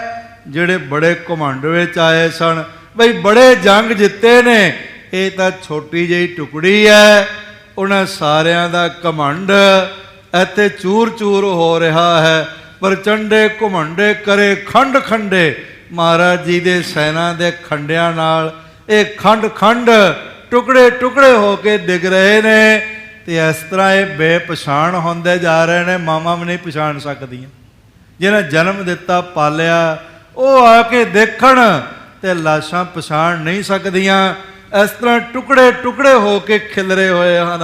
ਵਿਚਾਰੀ ਤਮਾਚਾ ਹਤਿਓ ਵੀਰ ਰਾਚਾ। ਆ ਜਿਹੜਾ ਉਹਨਾਂ ਨੇ ਇੱਕ ਯੁੱਧ ਦਾ ਰਚਿਆ ਸੀ ਢੰਗ, ਪਿੱਛੋਂ ਆ ਕੇ ਜਿਹੜਾ ਵਾਰ ਕੀਤਾ ਉਸ ਦੇ ਨਾਲ ਗਏ ਆਪ ਛੋਰੀ ਭਈ ਸੈਨ ਓਰੀ। ਇਸ ਤਰ੍ਹਾਂ ਫੇਰ ਆਪ ਦਾ ਸੈਨਾ ਚੋਂ ਨਿਕਲ ਗਏ ਤੇ ਆਪਣੀ ਸੈਨਾ ਗੁਰੂ ਹਰਗੋਬਿੰਦ ਸਾਹਿਬ ਮਹਾਰਾਜ ਦੀ ਜਿਹੜੀ ਹੈ ਉਸ ਪਾਸੇ ਨੂੰ ਚਲੇ ਗਏ ਹਨ। ਵਿੱਚੋਂ ਨਿਕਲ ਕੇ ਰੌਲਾ ਪਵਾ ਕੇ ਮਾਰ ਕਾਟ ਸ਼ੁਰੂ ਕਰਵਾ ਕੇ।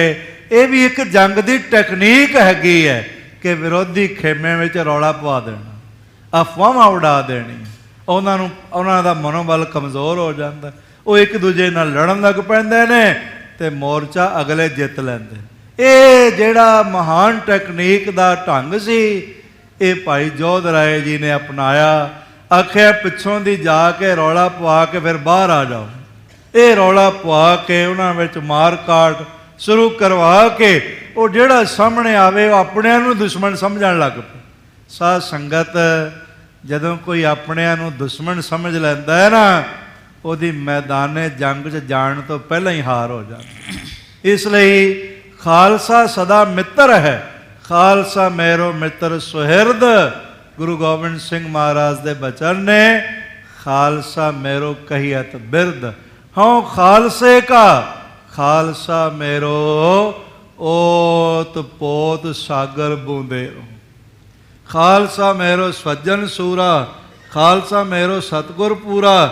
ਫਿਰ ਇਹ ਵੀ ਨਾਲ ਕਹਿ ਦਿੱਤਾ, ਜਬ ਲਗ ਖਾਲਸਾ ਰਹਿ ਨਿਆਰਾ, ਤਬ ਲਗ ਤੇਜ ਦਿਓ ਮੈਂ ਸਾਰਾ। ਜਿੰਨਾ ਚਿਰ ਇਹ ਸਾਜ਼ਿਸ਼ਾਂ ਤੋਂ ਨਿਆਰਾ ਰਹੇਗਾ, ਬਚ ਕੇ ਰਹੇਗਾ, ਦੁਨੀਆ ਦੇ ਪਖੰਡਵਾਦ ਤੋਂ ਨਿਆਰਾ ਰਹੇਗਾ, ਉਹਨਾਂ ਚਿਰ ਮੈਨੂੰ ਇਹਨੂੰ ਮੇਰਾ ਸਾਰਾ ਤੇਜ ਮਿਲੇਗਾ। ਇਹਦੇ ਹਰ ਕਦਮ ਨਾਲ ਮੇਰੇ ਕਦਮਾਂ ਦੀ ਬਰਕਤ ਹੋਵੇਗੀ। ਇਹਦੇ ਹਰ ਹੱਥ ਨਾਲ ਮੇਰੇ ਹੱਥਾਂ ਦੇ ਕਰਿਸ਼ਮੇ ਹੋਣਗੇ। ਇਹਦੀਆਂ ਨਜ਼ਰਾਂ 'ਚੋਂ ਮੈਂ ਦੇਖਾਂਗਾ, ਇਹਦੀ ਜ਼ੁਬਾਨ ਤੋਂ ਮੈਂ ਬੋਲਾਂਗਾ, ਔਰ ਇਹਦਾ ਹਰ ਕਰਮ ਮੇਰੇ ਦੁਆਰਾ ਕੀਤਾ ਜਾਏਗਾ। ਪਰ ਜਦੋਂ ਇਹ ਪਖੰਡ ਵਿੱਚ ਪੈ ਗਿਆ, ਜਬ ਇਹ ਗਹਿ ਵਿਪਰਨ ਕੀ ਰੀਤ, ਮੈਂ ਨਾ ਕਰੋ ਇਨਕੀ ਪ੍ਰਤੀਤ, ਫਿਰ ਮੈਂ ਇਹਨਾਂ ਦਾ ਭਰੋਸਾ ਨਹੀਂ ਕਰਦਾ। ਸਾਧ ਸੰਗਤ ਮਾਤਾ ਪਿਤਾ ਇਹੋ ਜਿਹੇ ਹੁੰਦੇ ਨੇ, ਬੱਚਾ ਗਲਤ ਹੋਵੇ ਨਾ ਤੇ ਸਾਰਾ ਮੁਹੱਲਾ ਆਖੇ ਬਈ ਇਹਦੇ ਤੇ ਵਿਸ਼ਵਾਸ ਨਹੀਂ ਹੈ, ਪਰ ਮਾਂ ਕਹਿੰਦੀ ਨਹੀਂ, ਮੇਰਾ ਪੁੱਤਰ ਤੇ ਬੜਾ ਸ਼ਰੀਫ ਹੈ। ਮੁਹੱਲੇ ਵਾਲੇ ਝੂਠ ਬੋਲਦੇ ਨੇ, ਮੇਰਾ ਪੁੱਤਰ, ਮੇਰੀ ਧੀ, ਮੇਰਾ ਬੱਚਾ ਤੇ ਬੜਾ ਲਾਇਕ ਹੈ, ਬੜਾ ਨੇਕ ਹੈ। ਐਵੇਂ ਲੋਕੀ ਝੂਠੇ ਇਲਜ਼ਾਮ ਲਾਉਂਦੇ ਨੇ। ਪਰ ਸਾਧ ਸੰਗਤ ਜੇ ਮਾਂ ਪਿਓ ਹੀ ਕਹਿਣ ਲੱਗ ਪੈਣ ਬਈ ਮੈਨੂੰ ਤਾਂ ਭਾਈ ਭਰੋਸਾ ਹੀ ਨਹੀਂ ਆਪਣੇ ਬੱਚੇ ਤੇ ਕੀ ਕਰਦਾ ਹੈ, ਮੈਨੂੰ ਵਿਸ਼ਵਾਸ ਹੀ ਨਹੀਂ, ਖੋਰੇ ਕਿੱਥੇ ਜਾਂਦਾ ਹੈ, ਖੋਰੇ ਕਿੱਥੋਂ ਆਉਂਦਾ ਹੈ, ਖੋਰੇ ਕੀ ਕਰਦਾ ਹੈ। ਤੇ ਜੇ ਮਾਂ ਪਿਓ ਹੀ ਭਰੋਸਾ ਨਾ ਕਰੇ ਤੇ ਮੁਹੱਲੇ ਵਾਲਿਆਂ ਕਿੱਥੋਂ ਕਰਨਾ ਹੋਇਆ, ਸ਼ਹਿਰ ਵਾਲਿਆਂ ਕਿੱਥੋਂ ਕਰਨਾ ਹੋਇਆ, ਦੇਸ਼ ਤੇ ਦੁਨੀਆ ਵਾਲਿਆਂ ਨੇ ਫਿਰ ਕਿੱਥੋਂ ਭਰੋਸਾ ਕਰਨਾ ਹੈ। ਇਸ ਲਈ ਇਹ ਖਾਲਸਾ, ਜੇ ਹਰ ਦੀਵਾਨ ਹਰ ਮੈਦਾਨ ਤੂੰ ਫਤਿਹ ਚਾਹੁੰਦਾ ਹੈ ਤੇ ਫਿਰ ਤੈਨੂੰ ਗੁਰੂ ਗੋਬਿੰਦ ਸਿੰਘ ਮਹਾਰਾਜ ਦਾ ਭਰੋਸੇਯੋਗ ਬਣਨਾ ਪਏਗਾ। ਫਿਰ ਮਹਾਰਾਜ ਕਹਿੰਦੇ ਨੇ, ਜਬ ਲਗ ਖਾਲਸਾ ਰਹੇ ਨਿਆਰਾ, ਉਹ ਤੈਨੂੰ ਤੇਜ ਮਿਲਦਾ ਰਹੇਗਾ। ਤਬ ਲਗ ਤੇਜ ਦਿਓ ਮੈਂ ਸਾਰਾ। ਮੈਂ ਸ਼ਸਤਰ, ਸਾਰ ਦਾ ਮਤਲਬ ਲੋਹਾ ਵੀ ਹੈਗਾ, ਸ਼ਸਤਰ ਰੂਪੀ ਆਪਣਾ ਸਾਰਾ ਬਲ ਤੇ ਆਪਣਾ ਆਤਮਕ ਬਲ, ਸਰੀਰਕ ਬਲ, ਇਹਨੂੰ ਸਾਰੇ ਦਾ ਸਾਰਾ ਦੇ ਦੇਵਾਂਗਾ।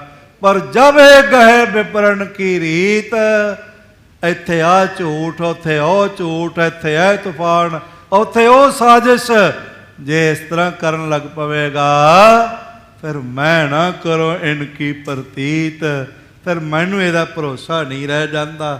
ਮਹਾਰਾਜ ਗੁਰੂ ਹਰਗੋਬਿੰਦ ਸਾਹਿਬ ਦੀ ਬਰਕਤ ਹੈ। ਇਸ ਤਰ੍ਹਾਂ ਇਸ ਢੰਗ ਨਾਲ ਖੰਡੇ ਚੱਲ ਰਹੇ ਹਨ ਕਿ ਸਭ ਪਾਸੇ ਇਹਨਾਂ ਦੀ ਜੈ ਜੈਕਾਰ ਹੀ ਹੋ ਰਹੀ ਹੈ। ਉਧਰ ਦੁਸ਼ਮਣ ਦਲ ਆਪਸ ਵਿੱਚ ਹੀ ਲੜਦਾ ਜਾ ਰਿਹਾ ਹੈ। ਇਹ ਮਹਾਰਾਜ ਦੀ ਸੈਨਾ ਵੱਲ ਆ ਗਏ ਹਨ। ਰਿਪੂ ਆਪ ਮਾਹੀ ਪਛਾਨੈ ਸੋ ਨਾਹੀ। ਦੁਸ਼ਮਣ, ਰਿਪ ਕਹਿੰਦੇ ਨੇ ਦੁਸ਼ਮਣ। ਬੜਾ ਸੋਹਣਾ ਇੱਕ ਮਹਾ ਰਿਸ਼ੀ ਭਰਥਰੀ ਨੇ ਇੱਕ ਬਚਨ ਕਿਹਾ, ਮਨ ਰਿਪ ਜੀਤਾ ਸਭ ਰਿਪ ਜੀਤੇ। ਫਿਰ ਦੂਜਾ ਇਹ ਦੋਵਾਂ ਪੰਕਤੀਆਂ ਦਾ ਦੋਹਰਾ ਹੈ, ਪਰ ਇੱਕੋ ਹੀ ਪੰਕਤੀ ਹੈ। ਮਨ ਰਿਪ ਜੀਤਾ ਸਭ ਰਿਪ ਜੀਤੇ, ਮਨ ਰਿਪ ਜੀਤਾ ਸਭ ਰਿਪ ਜੀਤੇ। ਬਈ ਜੇ ਮਨ ਰੂਪੀ ਦੁਸ਼ਮਣ ਜਿੱਤ ਲਿਆ ਨਾ ਤੇ ਫਿਰ ਸਾਰੇ ਦੁਸ਼ਮਣ ਜਿੱਤੇ ਗਏ ਨੇ। ਪਰ ਜੇ ਮਨ ਰੂਪੀ ਦੁਸ਼ਮਣ ਤੇਰਾ ਜਿਉਂਦਾ ਹੈ ਫਿਰ ਤੇਰੇ ਸਾਰੇ ਦੁਸ਼ਮਣ ਅਜੇ ਜਿਉਂਦੇ ਨੇ, ਅਜੇ ਮਰੇ ਨਹੀਂ ਹੈਗੇ। ਰਿਪ ਦਾ ਮਤਲਬ ਦੁਸ਼ਮਣ ਹੈ। ਭਾਈ ਸਾਹਿਬ ਲਿਖਦੇ ਨੇ ਇਸ ਢੰਗ ਦੇ ਨਾਲ, ਸਾਰੇ ਰਿਪੂ ਆਪ ਮਾਹੀ ਪਛਾਨੇ ਸੋ ਨਾਹੀ। ਜਿਹੜੇ ਦੂਸ਼ਿਤ ਮਨ ਲੈ ਕੇ ਦੁਸ਼ਮਣ ਬਣ ਕੇ ਆਏ ਸਨ, ਭਾਈ ਜੋਧ ਰਾਏ ਦੀ ਜੁਗਤ ਸਦਕਾ, ਭਾਈ ਜਾਤੀ ਮਲਕ ਦੀ ਜੋ ਬ੍ਰਾਹਮਣ ਪਰਿਵਾਰ ਚੋਂ ਹੈ, ਜੁਗਤ ਸਦਕਾ ਇਹ ਆਪਸ ਵਿੱਚ ਪਛਾਣ ਹੀ ਨਹੀਂ ਪਾ ਰਹੇ ਤੇ ਇੱਕ ਦੂਜੇ ਦੇ ਆਪਣੀ ਸੈਨਾ ਦੇ ਹੀ ਸਿਰ ਲਾਈ ਜਾ ਰਹੇ ਹਨ।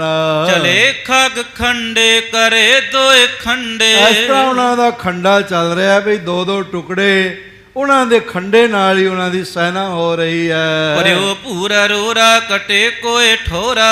ਬੜਾ ਵੱਡਾ ਰੌਲਾ ਪਿਆ ਹੋਇਆ ਤੇ ਥਾਂ ਥਾਂ ਤੇ ਹੀ ਠੌਰ ਤੇ ਡਿਗ ਡਿਗ ਮਰ ਰਹੇ ਹਨ ਟੁਕੜੇ ਹੋ ਕੇ।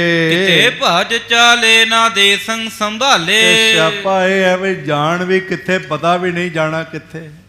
ਇਹ ਨਵਾਂ ਇਲਾਕਾ ਹੈ ਉਹਨਾਂ ਲਈ, ਇਸ ਦੇਸ਼ ਦੀ ਉਹਨਾਂ ਨੂੰ ਖਬਰਸਾਰ ਨਹੀਂ ਹੈ ਵੀ ਜਾਣਾ ਕਿੱਧਰ ਨੂੰ ਹੈ, ਰਸਤਾ ਕਿੱਧਰ ਨੂੰ ਹੈ। ਗੁਰੂ ਸੈਨ ਜਾਹੀ ਬਰੈ ਆਨ ਮਾਹੀ। ਇਸ ਤਰ੍ਹਾਂ ਗੁਰੂ ਸੈਨ ਜਾਹੀ, ਰਸਤੇ ਦਾ ਪਤਾ ਨਹੀਂ ਵੀ ਗੁਰੂ ਦੀ ਸੈਨਾ ਕਿੱਥੇ ਹੈ ਜਿਹਦੇ ਜਾ ਕੇ ਵੜ ਜਾਈਏ। ਇੱਧਰ ਜਿਹੜੇ ਗੁਰੂ ਕੇ ਸਿੱਖ ਨੇ ਉਹ ਆਪਣੀ ਗੁਰੂ ਕੀ ਸੈਨਾ 'ਚ ਆ ਗਏ ਹਨ। ਖਰੇ ਸਾਵਧਾਨੇ ਜਬੈ ਸਤਰੂ ਜਾਣੇ। ਔਰ ਇਸ ਤਰ੍ਹਾਂ ਦੇ ਨਾਲ ਸਾਵਧਾਨ ਹੋ ਕੇ ਖੜੇ ਨੇ ਤੇ ਜਦੋਂ ਸ਼ਤਰੂ ਉਹਨਾਂ ਨੂੰ ਦਿਖਾਈ ਪੈਂਦਾ, ਨੇੜੇ ਪਤਾ ਲੱਗਦਾ ਹੈ। ਹਤੇ ਤਾਹੇ ਗੋਰੀ ਕੇ ਖੱਗੰ ਸਜੋਰੀ। ਜਾਂ ਤੇ ਦੂਰੋਂ ਹੀ ਗੋਲੀ ਮਾਰ ਕੇ ਉਹਦਾ ਨਾਸ਼ ਕਰ ਦਿੰਦੇ ਨੇ, ਤੇ ਜਾਂ ਹੌਲੀ ਹੌਲੀ ਲਾਗੇ ਜਾ ਕੇ, ਜਿਵੇਂ ਹੌਲੀ ਹੌਲੀ ਬੱਬਰ ਸ਼ੇਰ ਸ਼ਿਕਾਰ ਵੱਲ ਜਾਂਦਾ ਹੈ ਨਾ, ਤੇ ਫਿਰ ਜਦੋਂ ਉਹਦੀ ਰੇਂਜ ਬਣ ਜਾਂਦੀ ਹੈ ਤੇ ਫਿਰ ਧਾਵਾ ਕਰ ਦਿੰਦਾ। ਇਸ ਤਰ੍ਹਾਂ ਹੌਲੀ ਹੌਲੀ ਦੱਬੇ ਪੈਰ ਗੁਰਿੱਲਾ ਯੁੱਧ ਕਰ ਰਹੇ ਨੇ, ਲਾਗੇ ਜਾ ਕੇ ਤੇ ਜ਼ੋਰ ਨਾਲ ਖੜਗ ਮਾਰਦੇ ਨੇ ਤੇ ਦੋ ਟੁਕੜੇ ਕਰਕੇ ਸੁੱਟ ਦਿੰਦੇ ਹਨ। ਭਏ ਮੂੜ ਅੰਧੇ ਮਨੋ ਕਾਲ ਫੰਦੇ। ਭਾਈ ਸਾਹਿਬ ਲਿਖਦੇ ਨੇ ਮੂਰਖ ਅੰਨੇ ਹੋਏ ਨੇ ਤੁਰਕ, ਇਹਨਾਂ ਨੂੰ ਦਿਖਾਈ ਕੱਖ ਨਹੀਂ ਪੈ ਰਿਹਾ। ਤੇ ਜਾਂ ਫਿਰ ਇੰਜ ਕਰੋ ਵੀ ਕਾਲ ਨੇ ਆਪਣਾ ਜਾਲ ਵਿਛਾਇਆ ਹੋਇਆ ਹੈ ਇੱਥੇ ਗੁਰੂ ਸਰ ਦੇ ਮੁਕਾਮ ਮਹਾਰਾਜ ਦੇ ਕੋਲ, ਤੇ ਇਸ ਜਾਲ ਵਿੱਚ ਇਹ ਆ ਕੇ ਆਪੇ ਹੀ ਫਸਦੇ ਜਾ ਰਹੇ ਨੇ। ਜਾਲ ਮੱਛੀਆਂ ਦੇ ਪਿੱਛੇ ਨਹੀਂ ਫਿਰਦਾ, ਮੱਛੀਆਂ ਖੁਦ ਆ ਕੇ ਜਾਲ ਵਿੱਚ ਫਸਦੀਆਂ। ਕਦੀ ਦੇਖਿਆ ਵੀ ਜਾਲ ਮੱਛੀਆਂ ਦੇ ਪਿੱਛੇ ਦੌੜਦਾ ਫਿਰਦਾ ਹੋਵੇ ਤੇ ਮੱਛੀਆਂ ਅੱਗੇ ਜਾਵਣ ਨਹੀਂ, ਉਹ ਖੁਦ ਆ ਕੇ ਫਸਦੀਆਂ ਹਨ। ਇਹ ਕਾਲ ਦੇ ਵਿਛਾਏ ਹੋਏ ਜਾਲ ਵਿੱਚ ਆਪ ਆ ਕੇ ਫਸੇ ਹਨ। ਜਹਾਂ ਜਾਹੇ ਪੈਤੇ ਤਹਾਂ ਹੋਏ ਛਾਤੇ। ਜਿੱਧਰ ਜਾਂਦੇ ਨੇ ਡਰ ਇਹਨਾਂ ਦਾ ਖੜਾ ਨਹੀਂ ਛੱਡਦਾ ਤੇ ਇਹਨਾਂ ਦਾ ਨਾਸ਼ ਹੁੰਦਾ ਜਾ ਰਿਹਾ ਹੈ। ਚਾਰੇ ਪਾਸਿਆਂ ਤੋਂ ਗੋਲੀਆਂ ਗੁਰਸਿੱਖਾਂ ਦੀਆਂ ਇਹਨਾਂ ਦਾ ਘਾਣ ਕਰ ਰਹੀਆਂ ਹਨ। ਮਰੇ ਆਪ ਮਾਹੀ ਬਚੈ ਪ੍ਰਾਨ ਨਾਹੀ। ਆਪਸ ਵਿੱਚ ਹੀ ਲੜ ਕੇ ਮਰਦੇ ਜਾ ਰਹੇ ਨੇ ਤੇ ਪ੍ਰਾਣ ਨਹੀਂ ਬਚ ਪਾ ਰਹੇ। ਭਏ ਘੋਰ ਰਾਤੀ ਕਰੀ ਭੂਮ ਰਾਤੀ। ਬਹੁਤ ਭਿਆਨਕ ਘੋਰ ਘੁੱਪ ਹਨੇਰਾ, ਲੱਗਦਾ ਧੁੰਦ ਵੀ ਪਈ ਹੋਈ। ਇਸ ਕਰਕੇ ਇਹਨਾਂ ਦੇ ਖੂਨ ਨਾਲ ਭੂਮ ਰਾਤੀ ਭਾਵ ਰੱਤੀ ਗਈ ਹੈ, ਲਾਲ ਰੰਗ ਦੀ ਧਰਤੀ ਹੋ ਗਈ ਹੈ। ਪਰੇ ਸੂਰ ਘੋਰਾ ਭਇਓ ਖੇਤ ਘੋਰਾ। ਔਰ ਇਸ ਤਰ੍ਹਾਂ ਦੇ ਨਾਲ ਪਰੇ ਸੂਰ ਘੋਰਾ, ਭਾਈ ਸਾਹਿਬ ਜੀ ਨੇ ਬੜਾ ਸੋਹਣਾ ਲਿਖਿਆ, ਸੂਰਮੇ ਤੇ ਘੋੜੇ ਡਿੱਗੇ ਪਏ ਹੋਏ ਹਨ। ਕਰਾਹੇ ਵਿਸਾਲਾ ਜਿਨੇ ਘਾਵ ਘਾਲਾ। ਬੜਾ ਭਿਆਨਕ ਜੰਗ ਪਿਆ ਹੋਇਆ ਹੈ ਤੇ ਕਰਾ ਰਹੇ ਨੇ, ਹਾਏ ਹਾਏ ਕਰਦੇ ਪਏ ਨੇ। ਜਿਨੇ ਘਾਵ ਘਾਲਾ, ਜਿਨ੍ਹਾਂ ਨੂੰ ਦੁਸ਼ਮਣਾਂ ਨੂੰ ਜ਼ਖਮ ਲੱਗੇ ਨੇ, ਗੁਰਸਿੱਖ ਸੈਨਿਕਾਂ ਵੱਲੋਂ ਜਿਨ੍ਹਾਂ ਜ਼ਖਮ ਖਾਧੇ ਹਨ। ਰਜੋ ਜੋਤ ਦਾਊ ਮਰੇ ਘਾਏ ਘਾਊ। ਭਾਈ ਸਾਹਿਬ ਦੁਬਾਰੇ ਲਿਖਦੇ ਨੇ, ਕਹਿੰਦੇ ਨੇ ਐਸਾ ਦਾ ਬਣਾਇਆ, ਐਸਾ ਤਰੀਕਾ ਰਚਿਆ ਭਾਈ ਜੋਧ ਜੀ ਨੇ ਕਿ ਇਹਨਾਂ ਦੇ ਤਰੀਕੇ ਨਾਲ, ਟੈਕਨੀਕ ਨਾਲ ਬਹੁਤ ਸਾਰੇ ਆਪਸ ਵਿੱਚ ਹੀ ਜ਼ਖਮੀ ਹੋ ਕੇ ਮਰਦੇ ਜਾ ਰਹੇ ਹਨ। ਖਰੇ ਹਵੈ ਕਿਨਾਰੇ ਕਟਨ ਤੇ ਨਿਹਾਰੇ। ਤੇ ਆਪ ਫਿਰ ਨਿਕਲ ਕੇ ਪਾਸੇ ਖਲੋਤੇ ਤੇ ਦੇਖਦੇ ਪਏ ਨੇ ਬਈ ਲਓ ਆਪਸ ਵਿੱਚ ਹੀ ਕੱਟ ਕੇ ਮਰ ਰਹੇ ਹਨ। ਸੁਨੇ ਸਤਰੂ ਰੋਰੇ ਪਏ ਜਾਨ ਬੋਰੇ। ਔਰ ਇਸ ਤਰ੍ਹਾਂ ਦੁਸ਼ਮਣਾਂ ਦਾ ਰੌਲਾ ਪਿਆ ਹੋਇਆ ਹੈ, ਭਏ ਜਾਨ ਬੋਰੇ ਹੋਏ ਨੇ, ਪਾਗਲਾਂ ਵਾਂਗੂ ਇੱਕ ਦੂਜੇ ਨੂੰ ਆਪਣਿਆਂ ਨੂੰ ਹੀ ਮਾਰਦੇ ਜਾ ਰਹੇ ਹਨ। ਪਿਤਾ ਪੁੱਤ ਮਾਰਾ ਨਾ ਹੋਈ ਸੰਭਾਰਾ। ਬਸ ਇਸ ਤਰ੍ਹਾਂ ਹੋਇਆ ਵੀ ਜੇ ਪਿਓ ਪੁੱਤਰ ਦੋਵੇਂ ਫੌਜੀ ਨੇ ਤੇ ਇੰਨਾ ਹਨੇਰਾ ਧੁੰਦ ਛਾਈ ਹੋਈ ਹੈ ਕਿ ਪਿਓ ਨੇ ਆਪਣਾ ਪੁੱਤਰ ਮਾਰ ਦਿੱਤਾ ਜਾਂ ਪੁੱਤਰ ਨੇ ਆਪਣਾ ਪਿਤਾ ਮਾਰ ਦਿੱਤਾ ਹੈ। ਇਹ ਕਹਿਣ ਤੋਂ ਭਾਵ ਪਛਾਣ ਨਹੀਂ ਹੋ ਰਹੀ, ਆਪਸ ਵਿੱਚ ਹੀ ਮਾਰ ਰਹੇ ਹਨ। ਮਹਾ ਅੰਧਿਕਾਰਾ ਪਰੇ ਪੂਰ ਪਾਰਾ। ਬਹੁਤ ਹਨੇਰਾ ਹੈ ਤੇ ਠੰਡ ਜਿਹੜੀ ਹੈ ਬਰਸ ਰਹੀ ਹੈ। ਥਕੇ ਪੰਥ ਭਾਰੀ ਦੁਖੀ ਇੱਕ ਬਾਰੀ। ਬਹੁਤ ਰਸਤੇ ਦੇ ਵੀ ਥੱਕੇ ਹੋਏ ਨੇ ਤੇ ਇੱਕੋ ਵਾਰੀ ਸਾਹਮਣੇ ਜੰਗ ਪੈ ਗਿਆ।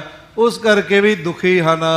ਤੁਮਰ ਛੰਦ ਤੁਰ ਕਾਨ ਸੈਨ ਨਾ ਚੈਨ ਦੁਖ ਕਾਰ ਬੀਤਤ ਰੈਨ। ਬੜਾ ਬੇਚੈਨ ਹੈ ਤੁਰਕਾਂ ਦੀ ਸੈਨ, ਕੋਈ ਸੈਨਾ ਵਿੱਚ ਚੈਨ ਨਹੀਂ ਹੈ ਤੇ ਦੁੱਖਾਂ ਨਾਲ ਰਾਤ ਲੰਘ ਰਹੀ ਹੈ। ਰੋ ਰਹੇ ਨੇ ਬਈ ਇਹ ਰਾਤ ਖੁਰੇ ਕਦੋਂ ਬੀਤੇ ਤੇ ਕਦੋਂ ਦਿਨ ਚੜੇਗਾ। ਤਜ ਪ੍ਰਾਨ ਵੀਰ ਵਿਸ਼ੇਸ਼ ਮਮ ਮਿੱਤਰੂ ਜੇ ਅਵਸ਼ੇਸ਼। ਵਿੱਚ ਵਿੱਚ ਕਹਿੰਦੇ ਪਏ ਨੇ ਜੇ ਸਵੇਰੇ ਵੀ ਧੁੰਦ ਪਈ ਰਹੀ ਫਿਰ ਕੀ ਕਰਾਂਗੇ, ਕਿਉਂਕਿ ਰਾਤ ਤਾਂ ਮੁੱਕ ਸਕਦੀ ਹੈ ਪਰ ਧੁੰਦ ਤਾਂ ਰਾਤ ਨੂੰ ਨਹੀਂ, ਬਈ ਦਿਨੇ ਹੋਏਗਾ ਮੁੱਕ ਜਾਏਗੀ, ਜ਼ਰੂਰੀ ਤਾਂ ਨਹੀਂ। ਕੁਝ ਇੰਜ ਵੀ ਕਹਿੰਦੇ ਪਏ ਨੇ। ਔਰ ਇਸ ਢੰਗ ਦੇ ਨਾਲ ਸਮ ਮਿੱਤਰ ਜੇ ਦੁਖਕਾਰ ਬੀਤਤ ਰਹਿਣ, ਇਸ ਤਰ੍ਹਾਂ ਦੇ ਨਾਲ ਬੜੇ ਦੁੱਖ ਨਾਲ ਸਮ ਮਿੱਤਰ ਜੇ ਅਵਸ਼ੇਸ਼, ਕੁਝ ਥੋਰ ਸੈਨ ਰਹੀਜ, ਔਰ ਥੋੜੀ ਸੈਨਾ ਬਾਕੀ ਰਹਿ ਗਈ ਹੈ। ਇਹ ਵਿਸ਼ੇਸ਼ ਤੌਰ ਤੇ ਮਾਰੇ ਜਾ ਰਹੇ। ਤਜ ਪ੍ਰਾਣ ਵੀਰ ਵਿਸ਼ੇਸ਼ ਸਮ ਮਿੱਤਰ ਜੇ ਅਵਸ਼ੇਸ਼, ਜਿਵੇਂ ਕਿਸੇ ਮਰੇ ਹੋਏ ਦੇ ਅਵਸ਼ੇਸ਼ ਲਾਸ਼ਾਂ ਬਾਕੀ ਰਹਿ ਜਾਂਦੀਆਂ ਹਨ, ਇਹ ਹਾਲ ਹੋਇਆ ਹੈ। ਜਿਹੜੇ ਬਚੇ ਹੋਏ ਨੇ ਉਹ ਵੀ ਲਾਸ਼ਾਂ ਵਾਂਗੂ ਹੀ ਹਨ।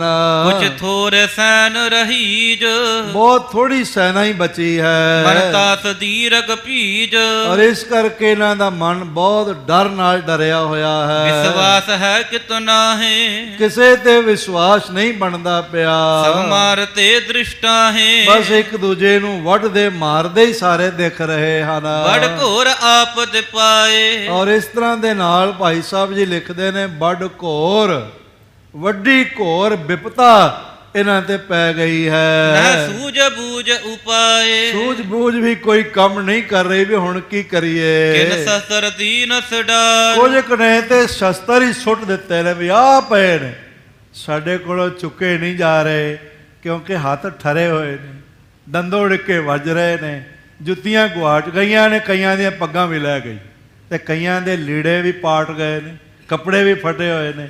ਇਸ ਕਰਕੇ ਉਹਨਾਂ ਵਗਾ ਬੰਦੂਕਾਂ ਮਾਰੀਆਂ ਬਈ ਚੰਗਾ ਸਿਆਪੇ ਨੂੰ ਫਸੇ ਆ, ਇਹੋਡੀ ਨੌਕਰੀ ਨਾਲੋਂ ਤਾਂ ਭੁੱਖੇ ਮਰਨਾ ਚੰਗਾ ਹੈ। ਇਸ ਤਰ੍ਹਾਂ ਖਿੱਚਦੇ ਪਏ ਹਨ। ਕਿਮ ਹਵੈ ਸਕੈ ਨਾ ਸੰਭਾਰ। ਔਰ ਇਸ ਤਰ੍ਹਾਂ ਦੇ ਨਾਲ ਥੱਕੇ ਹੋਏ ਨੇ ਕਿ ਇੱਕ ਦੂਜੇ ਨੂੰ ਕਿਮ ਹੋਇਆ ਨਾ ਸਕੈ ਨਾ ਸੰਭਾਰ, ਆਪਣੇ ਆਪ ਨੂੰ ਸਾਂਭ ਨਹੀਂ ਪਾ ਰਹੇ। ਕਿਨ ਸੀਤ ਤੇ ਟਰ ਪਾਏ। ਕੁਝ ਠੰਡ ਨਾਲ ਬੁਰੀ ਤਰ੍ਹਾਂ ਠਰ ਗਏ ਹਨ। ਛੁੱਟ ਆਪ ਆਯੁਧ ਜਾਏ। ਕਈਆਂ ਨੇ ਤਾਂ ਹਥਿਆਰ ਸੁੱਟ ਦਿੱਤੇ, ਕਈਆਂ ਕੋਲ ਆਪੇ ਡਿੱਗਦੇ ਪਏ। ਭਾਵ ਉਂਗਲਾਂ ਵਿੱਚ ਬਲ ਨਹੀਂ ਰਿਹਾ, ਹਥਿਆਰ ਥੱਲੇ ਹੱਥੋਂ ਡਿੱਗਦੇ ਪਏ ਹਨ। ਬਹੁਤ ਤਰਾਸ ਉਹ ਹਿਮ ਦੋਏ। ਔਰ ਇਸ ਤਰ੍ਹਾਂ ਦੇ ਨਾਲ ਬਹੁਤ ਜ਼ਿਆਦਾ ਡਰ ਵੀ ਹੈ। ਕੁਝ ਠੰਡ ਨਾਲ ਕੰਬ ਰਹੇ ਨੇ, ਕੁਝ ਗੁਰਸਿੱਖਾਂ ਦੇ ਡਰ ਨਾਲ ਕੰਬ ਰਹੇ ਹਨ। ਇਨ ਤੇ ਸੰਕੰਪਨ ਹੋਏ। ਇਸ ਕਰਕੇ ਠੰਡ ਕਰਕੇ ਤੇ ਡਰ ਕਰਕੇ ਇਹਨਾਂ ਦਾ ਸਰੀਰ ਕੰਬ ਰਿਹਾ ਹੈ। ਉਤਸਾਹ ਓਜ ਬਹੀਨ। ਉਸ ਪਾਸੇ ਇਹਨਾਂ ਦੀਆਂ ਸੈਨਾਵਾਂ ਵਿੱਚ ਉਤਸ਼ਾਹ ਵੀ ਨਹੀਂ ਰਿਹਾ ਤੇ ਤਾਕਤ ਵੀ ਨਹੀਂ ਬਚੀ। ਤਜ ਸ਼ਸਤਰ ਹੋਏ ਸਦੀਨ। ਔਰ ਇਸ ਤਰ੍ਹਾਂ ਗਰੀਬ ਮਹਿਸੂਸ ਕਮਜ਼ੋਰ ਹੋ ਗਏ ਹਨ, ਸ਼ਸਤਰ ਸੁੱਟਦੇ ਪਏ ਹਨ। ਸਿਰ ਪਾਗ ਤੇ ਬਿਨ ਕੋਏ। ਕਈਆਂ ਦੀਆਂ ਪੱਗਾਂ ਹੀ ਲੈ ਕੇ ਡਿੱਗੀਆਂ ਹਨ ਟੋਪ ਆਦਿਕ। ਤਨ ਘਾਉ ਘੂਮਤ ਜੋਏ। ਔਰ ਇਸ ਤਰ੍ਹਾਂ ਦੇ ਨਾਲ ਸਿੰਘ ਕਈਆਂ ਦੇ ਮੂੰਹ ਤੇ ਲਪੇਟ ਕੇ ਚਪੇੜ ਛੱਡਦੇ ਨੇ ਤੇ ਉਹ ਘੁੰਮ ਹੀ ਜਾ ਰਹੇ ਨੇ, ਜਿਵੇਂ ਫਿਰਕਣੀ ਘੁੰਮਦੀ ਹੈ ਨਾ, ਇਸ ਤਰ੍ਹਾਂ ਜੰਗ ਵਿੱਚ ਚੱਕਰ ਵਿੱਚ ਖਾ ਰਹੇ ਨੇ। ਐਡੇ ਜ਼ੋਰ ਦਾ ਠਾ ਥੱਪੜ ਮਾਰਦੇ ਨੇ, ਇਹਨਾਂ ਥੱਪੜ ਖਾ ਕੇ ਵੀ ਇੰਝ ਲੱਗਦਾ ਵੀ ਗੋਲਾ ਆ ਵੱਜਿਆ ਹੈ। ਕੰਨਾਂ ਵਿੱਚੋਂ ਕਿੰਨੀ ਦੇਰ ਤੱਕ ਉਹ ਥੱਪੜ ਦੀ ਸਨਸਨਾਹਟ ਦੀ ਆਵਾਜ਼ ਸੁਣਾਈ ਪੈਂਦੀ ਹੈ ਤੇ ਇੰਝ ਚੱਕਰ ਗੋਲ ਗੋਲ ਘੁੰਮੀ ਜਾ ਰਹੇ ਹਨ। ਇੱਕ ਜੇ ਬਹਾਦਰ ਵੀਰ। ਔਰ ਇਸ ਤਰ੍ਹਾਂ ਦੇ ਨਾਲ ਭਾਈ ਸਾਹਿਬ ਲਿਖਦੇ ਨੇ ਸਿਰ ਪਾਗ ਤੇ ਬਿਨ ਕੋਏ, ਤਨ ਘਾਓ ਘੂਮਤ ਜੋਏ, ਇੱਕ ਜੇ ਬਹਾਦਰ ਵੀਰ। ਕੁਝ ਜਿਹੜੇ ਆਪਣੇ ਆਪ ਨੂੰ ਬੜੇ ਬਹਾਦਰ ਵੀਰ ਸਮਝਦੇ ਹਨ, ਚਿਤ ਹੋਏ ਤਿਆਗ ਸਰੀਰ। ਉਹਨਾਂ ਦੇ ਵੀ ਸਰੀਰ ਛੁੱਟ ਗਏ ਹਨ। ਮਰ ਸਾਮ ਹੋਏ ਰਣ ਮਾਹੇ। ਉਹ ਸਾਹਮਣੇ ਰਣ ਵਿੱਚ ਪ੍ਰਾਣ ਦੇ ਗਏ ਹਨ। ਸਰਲੋਕ ਮੈਂ ਸੁਖ ਪਾਹੇ। ਪਰ ਇੰਝ ਲੱਗਦਾ ਵੀ ਹੁਣ ਇਹਨਾਂ ਨੂੰ ਇੱਥੇ ਤਾਂ ਸੁੱਖ ਨਹੀਂ ਮਿਲਿਆ, ਸ਼ਾਇਦ ਪਰਲੋਕ ਜਾ ਕੇ ਹੀ ਮਿਲ ਜਾਵੇ। ਗਨ ਸਿਆਲ ਆਮਿਖ ਖਾਤ, ਬਹੁਤ ਸਾਰੇ ਗਿੱਦੜ ਜੰਗਲ ਦੇ ਇਹਨਾਂ ਦਾ ਮਾਸ ਖਾ ਰਹੇ ਹਨ। ਲਗ ਘਾਵ ਕੋ ਬਿਲ ਲਾਤ, ਜ਼ਖਮਾਂ ਨਾਲ ਤੜਪ ਰਹੇ ਹਨ। ਕਹਿ ਚੀਰਹੀਨ ਸਰੀਰ, ਔਰ ਇਸ ਤਰ੍ਹਾਂ ਕਈਆਂ ਦੇ ਕੱਪੜਿਆਂ ਤੋਂ ਬਿਨਾਂ ਸਰੀਰ ਕੱਪੜੇ ਫਟ ਗਏ ਹਨ। ਤਜ ਧੀਰ ਕੋ ਬੜ ਭੀਰ, ਵੱਡੀ ਭੀੜ ਧੀਰਜ ਤੋਂ ਬਿਨਾਂ ਹੋ ਗਈ, ਡਰਨ ਲੱਗ ਪਏ ਹਨ ਬੁਰੀ ਤਰ੍ਹਾਂ। ਗੁਰ ਕ੍ਰੋਧ ਤੇ ਅਸਹਾਲ, ਲੱਗਦਾ ਇਹ ਹਾਲ ਸਤਿਗੁਰੂ ਪਾਤਸ਼ਾਹ ਤੇ ਜਿਹੜਾ ਇਹ ਕ੍ਰੋਧ ਕਰਕੇ ਆਏ ਨੇ ਨਾ, ਉਹਦੇ ਕਰਕੇ ਇਹਨਾਂ ਦਾ ਹਾਲ ਹੈ। ਮਹਾਰਾਜ ਤਾਂ ਕ੍ਰੋਧੀ ਨਹੀਂ ਹੈਗੇ, ਉਹ ਤਾਂ ਨਹੀਂ ਕ੍ਰੋਧ ਕਰਦੇ, ਇਹ ਕ੍ਰੋਧ ਕਰਕੇ ਆਏ ਹਨ, ਇਸ ਲਈ ਇਹਨਾਂ ਦਾ ਇਹ ਹਾਲ ਹੈ। ਤੁਰਕਾਂ ਸੈਨ ਬਿਹਾਲ, ਤੁਰਕਾਂ ਦੀ ਸੈਨਾ ਮੰਦਹਾਲ ਵਿੱਚ ਹੈ, ਬੁਰੇ ਹਾਲੀ ਹੈ। ਉਹ ਆਪ ਦਾ ਪਰਸੀਸ, ਵੱਡੀ ਵਿਪਤਾ ਬਣ ਕੇ ਮਹਾਰਾਜ ਦੀ ਸੈਨਾ ਇਹਨਾਂ ਦੇ ਸਿਰ ਪੈ ਗਈ ਹੈ। ਸਮ ਕੌਣ ਹੈ ਵ ਜਗਤੀਸ, ਕਿਉਂਕਿ ਗੁਰੂ ਹਰਗੋਬਿੰਦ ਸਾਹਿਬ ਜਗਤ ਦੇ ਮਾਲਕ ਨੇ, ਉਹਨਾਂ ਦੇ ਬਰਾਬਰ ਤਿੰਨਾਂ ਲੋਕਾਂ 'ਚ ਕੋਈ ਨਹੀਂ ਹੈ। ਪਰ ਕਾਲ ਫਾਸ ਅਚੇਤ, ਇਹਨਾਂ ਦੇ ਗਲ ਤੇ ਅਚਨਚੇਤ ਹੀ ਕਾਲ ਦੀ ਫਾਈ ਪੈ ਗਈ ਹੈ। ਲੜਵੇ ਨਾ ਭਾਜਨ ਭੇਤ, ਲੜ ਵੀ ਨਹੀਂ ਸਕਦੇ ਤੇ ਦੌੜਨ ਦਾ ਵੀ ਰਾਹ ਪਤਾ ਨਹੀਂ ਹੈ। ਰੁਕ ਚਾਰ ਔਰ ਕੁਥਾਏ, ਚਾਰੇ ਪਾਸਿਓਂ ਰੁਕੇ ਪਏ ਨੇ ਤੇ ਕੁਥਾਏ ਫਾਥੇ ਹਨ। ਬਿਨ ਜਾਨ ਪ੍ਰਾਣ ਬਿਲਾਏ, ਬਿਨਾਂ ਜਾਨ ਤੋਂ ਬਿਨਾਂ ਪ੍ਰਾਣਾ ਤੋਂ ਕਿੱਧਰ ਜਾਵਣ। ਤੁਰਕਾਨ ਹੋਤ ਬਿਨਾਸ਼, ਇਸ ਤਰ੍ਹਾਂ ਤੁਰਕਾਂ ਦਾ ਨਾਸ਼ ਹੁੰਦਾ ਜਾ ਰਿਹਾ ਹੈ। ਤਮਨਾਸ ਸੰਗ ਪ੍ਰਕਾਸ਼, ਜਿਵੇਂ ਸੂਰਜ ਨਾਲ ਹਨੇਰਾ ਨਾਸ਼ ਹੁੰਦਾ ਹੈ ਨਾ, ਇਸ ਤਰ੍ਹਾਂ ਮਹਾਰਾਜ ਜੀ ਦੀ ਸੂਰਜ ਰੂਪੀ ਸੈਨਾ ਜੋ ਕਿਰਨਾਂ ਹਨ, ਉਹਨਾਂ ਕਰਕੇ ਇਹਨਾਂ ਦਾ ਨਾਸ਼ ਹੁੰਦਾ ਜਾ ਰਿਹਾ ਹੈ। ਨਿਸ ਬੀਤ ਗਈ ਇਸ ਰੀਤ, ਇਸ ਤਰ੍ਹਾਂ ਰਾਤ ਲੰਘ ਗਈ ਹੈ ਮਾਰ ਖਾਂਦਿਆਂ ਦੀ। ਉਤ ਸ਼ਤਰੂ ਕੀ ਵਿਪਰੀਤ, ਔਰ ਉਸ ਪਾਸੇ ਜਿਹੜਾ ਸ਼ਤਰੂ ਉਹਦਾ ਬੁਰਾ ਹੀ ਹਾਲ ਹੈ, ਉਲਟਾ ਹੀ ਸਭ ਕੁਝ ਹੋ ਰਿਹਾ ਹੈ। ਦੋਹਰਾ ਕੁਛ ਕ ਬਚੇ ਸਭ ਮਰ ਗਏ, ਭਾਜੇ ਕੋਏ ਬਿਹਾਲ। ਕੁਝ ਥੋੜੇ ਜਿਹੇ ਹੀ ਬਚੇ ਨੇ। 35,000 ਸੈਨਾ ਲੈ ਕੇ ਆਏ ਸੀ ਤੇ 25,000 ਦਾ ਭੋਗ ਪੈ ਗਿਆ, ਮੈਦਾਨ ਵਿੱਚ ਵਿਛੇ ਪਏ ਤੇ ਥੋੜੇ ਬਹੁਤੇ ਉਹਨਾਂ 'ਚ ਭੱਜ ਵੀ ਗਏ ਹਨ, ਪਰ ਉਹ ਫਿਰ ਮਾਰੇ ਜਾ ਰਹੇ ਹਨ। ਸਾਵਧਾਨ ਹੋਏ ਗੁਰ ਉਠੇ, ਅਰਣੋ ਦੈ ਕੇ ਕਾਲ। ਮਹਾਰਾਜ ਸੱਚੇ ਪਾਤਸ਼ਾਹ ਉਧਰ ਨਿਤਨੇਮ ਕਰ ਰਹੇ ਸਨ ਤੇ ਸੂਰਜ ਦੀ ਲਾਲੀ ਆ ਗਈ ਤੇ ਆਪ ਦਾ ਨਿਤਨੇਮ ਸਮਾਪਤ ਹੋਇਆ ਤੇ ਆਪ ਨਿਤਨੇਮ ਤੋਂ ਉੱਠੇ ਹਨ। ਅਗਲੀ ਵਿਚਾਰ ਜਿਹੜੀ ਹੈ ਕੱਲ ਸਮੇਂ ਨਾਲ ਆਪ ਸਰਵਣ ਕਰੋਗੇ। ਸਤਿਗੁਰੂ ਪਾਤਸ਼ਾਹ ਜੀ ਦੀ ਮਿਹਰ ਸਦਕਾ ਬਹੁਤ ਸਨਮਾਨਯੋਗ ਸ਼ਖਸੀਅਤਾਂ ਗੁਰੂ ਪਿਆਰੀਆਂ ਸੰਗਤਾਂ ਦੇ ਨਾਲ ਹਾਜ਼ਰੀਆਂ ਭਰ ਰਹੀਆਂ ਨੇ। ਮੇਰੇ ਨਗਰ ਤੋਂ ਪਹੁੰਚੇ ਹੋਏ ਮੇਰੇ ਨਾਲ ਸਕੂਲ 'ਚ ਪੜ੍ਹਦੇ ਰਹੇ ਨੇ ਭਾਈ ਕਾਹਨ ਸਿੰਘ ਜੀ, ਉਹ ਵੀ ਪਹੁੰਚੇ ਹੋਏ ਹਨ। ਬਹੁਤ ਪਿਆਰ ਨਾਲ ਮਿਲੇ, ਬੜੀਆਂ ਬਚਪਨ ਦੀਆਂ ਯਾਦਾਂ ਇਹਨਾਂ ਨੇ ਸਾਂਝੀਆਂ ਕੀਤੀਆਂ ਨੇ। ਹੋਰ ਸੰਗਤਾਂ ਭਾਈ ਤਿਲਕ ਰਾਜ ਜੀ, ਪਹਿਲੇ ਉਹ ਗੈਰ ਸਿੱਖੀ ਵਿੱਚ ਸਨ, ਹਿੰਦੂ ਪਰਿਵਾਰ ਸਨ, ਹੁਣ ਤਿਲਕ ਸਿੰਘ ਬਣੇ ਅੰਮ੍ਰਿਤ ਛਕ ਕੇ। ਉਹ 100 ਸਿੰਘਾਂ ਦਾ ਜਥਾ ਨਾਲ ਲੈ ਕੇ ਮਹਾਰਾਜ ਜੀ ਦੇ ਤਖਤ ਸਾਹਿਬ ਜੀ ਵਿਖੇ ਨਤਮਸਤਕ ਹੋਣ ਵਾਸਤੇ ਦਿੱਲੀ ਤੋਂ ਆਏ ਹੋਏ ਹਨ। ਤਖਤ ਸਾਹਿਬ ਜੀ ਦੇ ਮੁੱਖ ਸੇਵਾਦਾਰ ਜਥੇਦਾਰ ਅਵਤਾਰ ਸਿੰਘ ਜੀ ਹਿੱਤ, ਜਨਰਲ ਸਕੱਤਰ ਉਸਤਾਦ ਇੰਦਰਜੀਤ ਸਿੰਘ ਜੀ ਟਾਟਾ ਨਗਰ ਵਾਲੇ, ਔਰ ਬਹੁਤ ਹੀ ਸਮਰਪਿਤ ਸੇਵਕ ਭਾਈ ਹਰਬੰਸ ਸਿੰਘ ਜੀ ਖਨੂਜਾ, ਭਾਈ ਸੂਰਜ ਸਿੰਘ ਜੀ ਨਲਵਾ ਆਦਿਕ ਸ਼ਖਸੀਅਤਾਂ ਮਹਾਰਾਜ ਜੀ ਦੀ ਹਾਜ਼ਰੀ ਭਰ ਰਹੀਆਂ ਨੇ। ਮੈਂ ਆਪਣੀ ਜ਼ਿੰਦਗੀ ਵਿੱਚ ਪਹਿਲੇ ਮੁੱਖ ਸੇਵਾਦਾਰ ਦੇਖੇ ਨੇ ਜਿਹੜੇ ਕੱਲ੍ਹ ਕਿਸੇ ਜ਼ਰੂਰੀ ਕੰਮ ਹੋਣ ਕਰਕੇ ਦਿੱਲੀ ਗਏ ਸਨ ਤੇ ਅੱਜ ਫਿਰ ਵਾਪਸ ਵੀ ਆ ਗਏ। ਇਹ ਮਨ ਵਿੱਚ ਸੇਵਾ ਦਾ ਚਾਅ ਹੈ, ਸ਼ੌਕ ਹੈ। ਗੁਰੂ ਪਾਤਸ਼ਾਹ ਹੋਰ ਜ਼ਿਆਦਾ ਬਲ ਬਖਸ਼ੇ। 70 ਤੋਂ ਵੱਧ ਉਮਰ ਹੈ, ਪਰ ਮਹਾਰਾਜ ਦੀ ਕਿਰਪਾ ਨਾਲ ਨਾ ਬਲੱਡ ਪ੍ਰੈਸ਼ਰ ਹੈ, ਨਾ ਸ਼ੂਗਰ ਹੈ, ਨਾ ਹੋਰ ਕੋਈ ਰੋਗ ਹੈ, ਤੇ ਨੌਜਵਾਨਾਂ ਵਾਂਗੂ ਸਟੇਜ 'ਤੇ ਬੋਲਦੇ ਹਨ। ਇਹ ਗੁਰੂ ਪਾਤਸ਼ਾਹ ਨੇ ਬਲ ਬਖਸ਼ਿਆ ਹੋਇਆ। ਮਹਾਰਾਜ ਉਹਨਾਂ ਨੂੰ ਹੋਰ ਜ਼ਿਆਦਾ ਤੌਫੀਕ ਤੇ ਬਲ ਬਖਸ਼ਣ। ਔਰ ਜਿੱਥੇ ਆਪ ਮਹਾਰਾਜ ਜੀ ਦੇ ਅਜ਼ੀਮੁਲ ਸ਼ਾਨ ਤਖਤ ਦੇ ਮੁੱਖ ਸੇਵਾਦਾਰ ਨੇ, ਉਹਦੇ ਨਾਲ ਧੜੱਲੇਦਾਰ ਕੌਮ ਦੇ ਲੀਡਰ ਵੀ ਮਹਾਰਾਜ ਨੇ ਮਾਣ ਬਖਸ਼ਿਆ ਹੋਇਆ। ਮੈਨੂੰ ਬਹੁਤ ਸਾਰੀਆਂ ਸੰਗਤਾਂ ਦੇ ਪੈਗਾਮ ਪਹੁੰਚਦੇ ਨੇ ਬਈ ਜਥੇਦਾਰ ਜੀ ਨੇ ਕਦੋਂ ਬੋਲਣਾ ਹੈ, ਤੇ ਮੈਂ ਉਹਨਾਂ ਨੂੰ ਕਹਿੰਦਾ ਵੀ ਜਥੇਦਾਰ ਤਾਂ ਤੁਸੀਂ ਮੈਨੂੰ ਹੀ ਥਾਪਿਆ ਹੈ। ਕਹਿੰਦੇ ਨਹੀਂ, ਉਹ ਤੁਹਾਡਾ ਬਾਪੂ ਜਿਹੜਾ ਉਹਨੇ ਕਦੋਂ ਬੋਲਣਾ ਹੈ। ਸੋ ਪਹੁੰਚੇ ਨੇ ਮੈਂ ਸੋਚਦਾ ਕੱਲ੍ਹ ਉਹ ਵੀ ਆਪ ਜੀ ਤੋਂ ਸਮਾਂ ਬਣੇਗਾ ਅਤੇ ਕਾਫੀ ਸਾਰੇ ਰੁਝੇਵੇਂ ਨੇ, ਸਮਾਂ ਬਣੇਗਾ ਜ਼ਰੂਰ ਆਪ ਜੀ ਤੋਂ ਮੁਖਾਤਬ ਹੋਣਗੇ। ਇੱਕ 100 ਸਿੰਘਾਂ ਦਾ ਜਥਾ ਹੋਰ ਬੱਸਾਂ ਵਿੱਚ ਆ ਰਿਹਾ, ਰਸਤੇ ਵਿੱਚ ਹੈ। ਉਹਨਾਂ ਨੇ ਕਬੀਰ ਜੀ ਦੇ ਅਸਥਾਨ ਮਗਹਰ, ਜਿਹੜਾ ਸ਼੍ਰੋਮਣੀ ਗੁਰਦੁਆਰਾ ਪ੍ਰਬੰਧਕ ਕਮੇਟੀ ਨੇ ਕਬੀਰ ਸਾਹਿਬ ਦਾ ਗੁਰਦੁਆਰਾ ਲਖਨਊ ਗੋਰਖਪੁਰ ਹਾਈਵੇ 'ਤੇ ਬਣਾਇਆ ਹੈ, ਉਹੀ ਮਗਰ ਅਸਥਾਨ ਹੈ ਜਿੱਥੇ ਕਬੀਰ ਜੀ ਨੇ ਸਰੀਰ ਤਿਆਗਿਆ। ਉੱਥੋਂ ਲੰਗਰ ਪਾਣੀ ਛਕ ਕੇ ਉਹ ਜਥਾ ਵੀ ਚੱਲ ਪਿਆ ਹੈ, ਪਹੁੰਚਣ ਵਾਲਾ ਹੈ। ਇਸ ਤਰ੍ਹਾਂ ਹੋਰ ਵੀ ਕਾਨਪੁਰ ਤੋਂ ਅਤੇ ਬਾਕੀ ਸ਼ਹਿਰਾਂ ਤੋਂ ਅਸੀਂ ਸਭ ਨੂੰ ਪ੍ਰੇਰਨਾ ਕਰਕੇ ਆਏ ਵੀ ਜਥਿਆਂ ਦੇ ਰੂਪ 'ਚ ਮਹਾਰਾਜ ਜੀ ਦੇ ਤਖਤ ਸਾਹਿਬ ਦੇ ਜਨਮ ਅਸਥਾਨ ਦੇ ਦਰਸ਼ਨ ਕਰਨ ਵਾਸਤੇ ਆਓ। ਤੋ ਸੰਗਤਾਂ ਨੇ ਇਹ ਸਾਡੀਆਂ ਅਪੀਲਾਂ ਪ੍ਰਵਾਨ ਕੀਤੀਆਂ ਨੇ।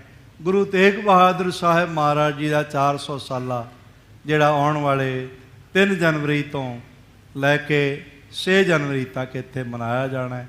ਫਿਰ ਨਾਲ ਹੀ ਉਹਨਾਂ ਦੇ ਸਪੁੱਤਰ ਭਾਵ ਗੁਰੂ ਹਰਗੋਬਿੰਦ ਸਿੰਘ ਮਹਾਰਾਜ ਜੀ ਦਾ ਪੋਹ ਸੁਦੀ 7ਵੀਂ ਦਿਵਸ ਜਿਹੜਾ ਹੈ ਉਹ ਨਾਲ ਹੀ ਮਨਾਇਆ ਜਾਣਾ ਹੈ। ਇਹ ਪਹਿਲੀ ਵਾਰੀ ਤਖਤ ਪਟਨਾ ਸਾਹਿਬ ਵਿਖੇ ਹੋ ਰਿਹਾ ਹੈ ਕਿ ਪਿਤਾ ਗੁਰੂ ਤੇਗ ਬਹਾਦਰ ਸਾਹਿਬ ਅਤੇ ਸਪੁੱਤਰ ਗੁਰੂ ਗੋਬਿੰਦ ਸਿੰਘ ਮਹਾਰਾਜ ਜੀ ਦਾ ਜਨਮ ਦਿਨ ਇਕੱਠਾ ਮਨਾਇਆ ਜਾ ਰਿਹਾ।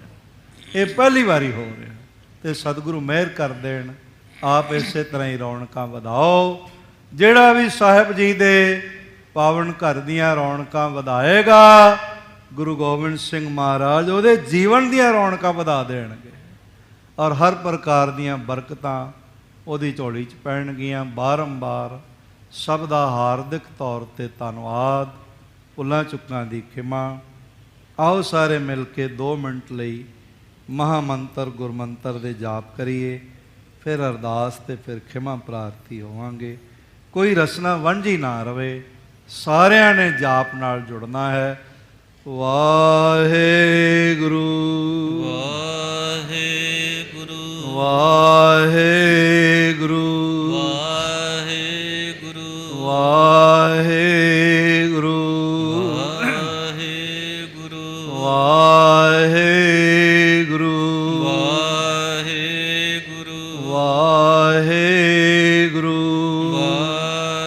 ਵਾਹਿਗੁਰੂ ਵਾਹਿਗੁਰੂ ਵਾਹਿਗੁਰੂ ਵਾਹਿਗੁਰੂ ਸਾਰੇ ਜਪੋ। ਵਾਹਿਗੁਰੂ ਵਾਹਿਗੁਰੂ ਵਾਹਿਗੁਰੂ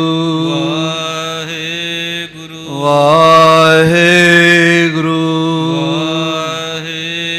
ਵਾਹਿਗੁਰੂ ਵਾਹਿਗੁਰੂ ਵਾਹਿਗੁਰੂ ਵਾਹਿਗੁਰੂ ਵਾਹਿਗੁਰੂ ਜੀ ਕਾ ਖਾਲਸਾ, ਵਾਹਿਗੁਰੂ ਜੀ ਕੀ ਫਤਿਹ। ਖਾਲਸਾ ਜੀ ਚੈਨਲ ਨੂੰ ਸਬਸਕ੍ਰਾਈਬ ਕਰਨ ਤੋਂ ਬਾਅਦ 'ਚ ਆਲ ਨੋਟੀਫਿਕੇਸ਼ਨ ਨੂੰ ਜ਼ਰੂਰ ਔਨ ਕਰੋ ਤਾਂ ਕਿ ਸਾਡੀ ਕਥਾ ਕੀਰਤਨ ਦੀ ਹਰ ਵੀਡੀਓ ਤੁਹਾਡੇ ਤੱਕ ਪਹੁੰਚਦੀ ਰਹੇ ਅਤੇ ਵੀਡੀਓ ਨੂੰ ਲਾਈਕ ਕਰਨਾ ਨਾ ਭੁੱਲਣਾ ਜੀ।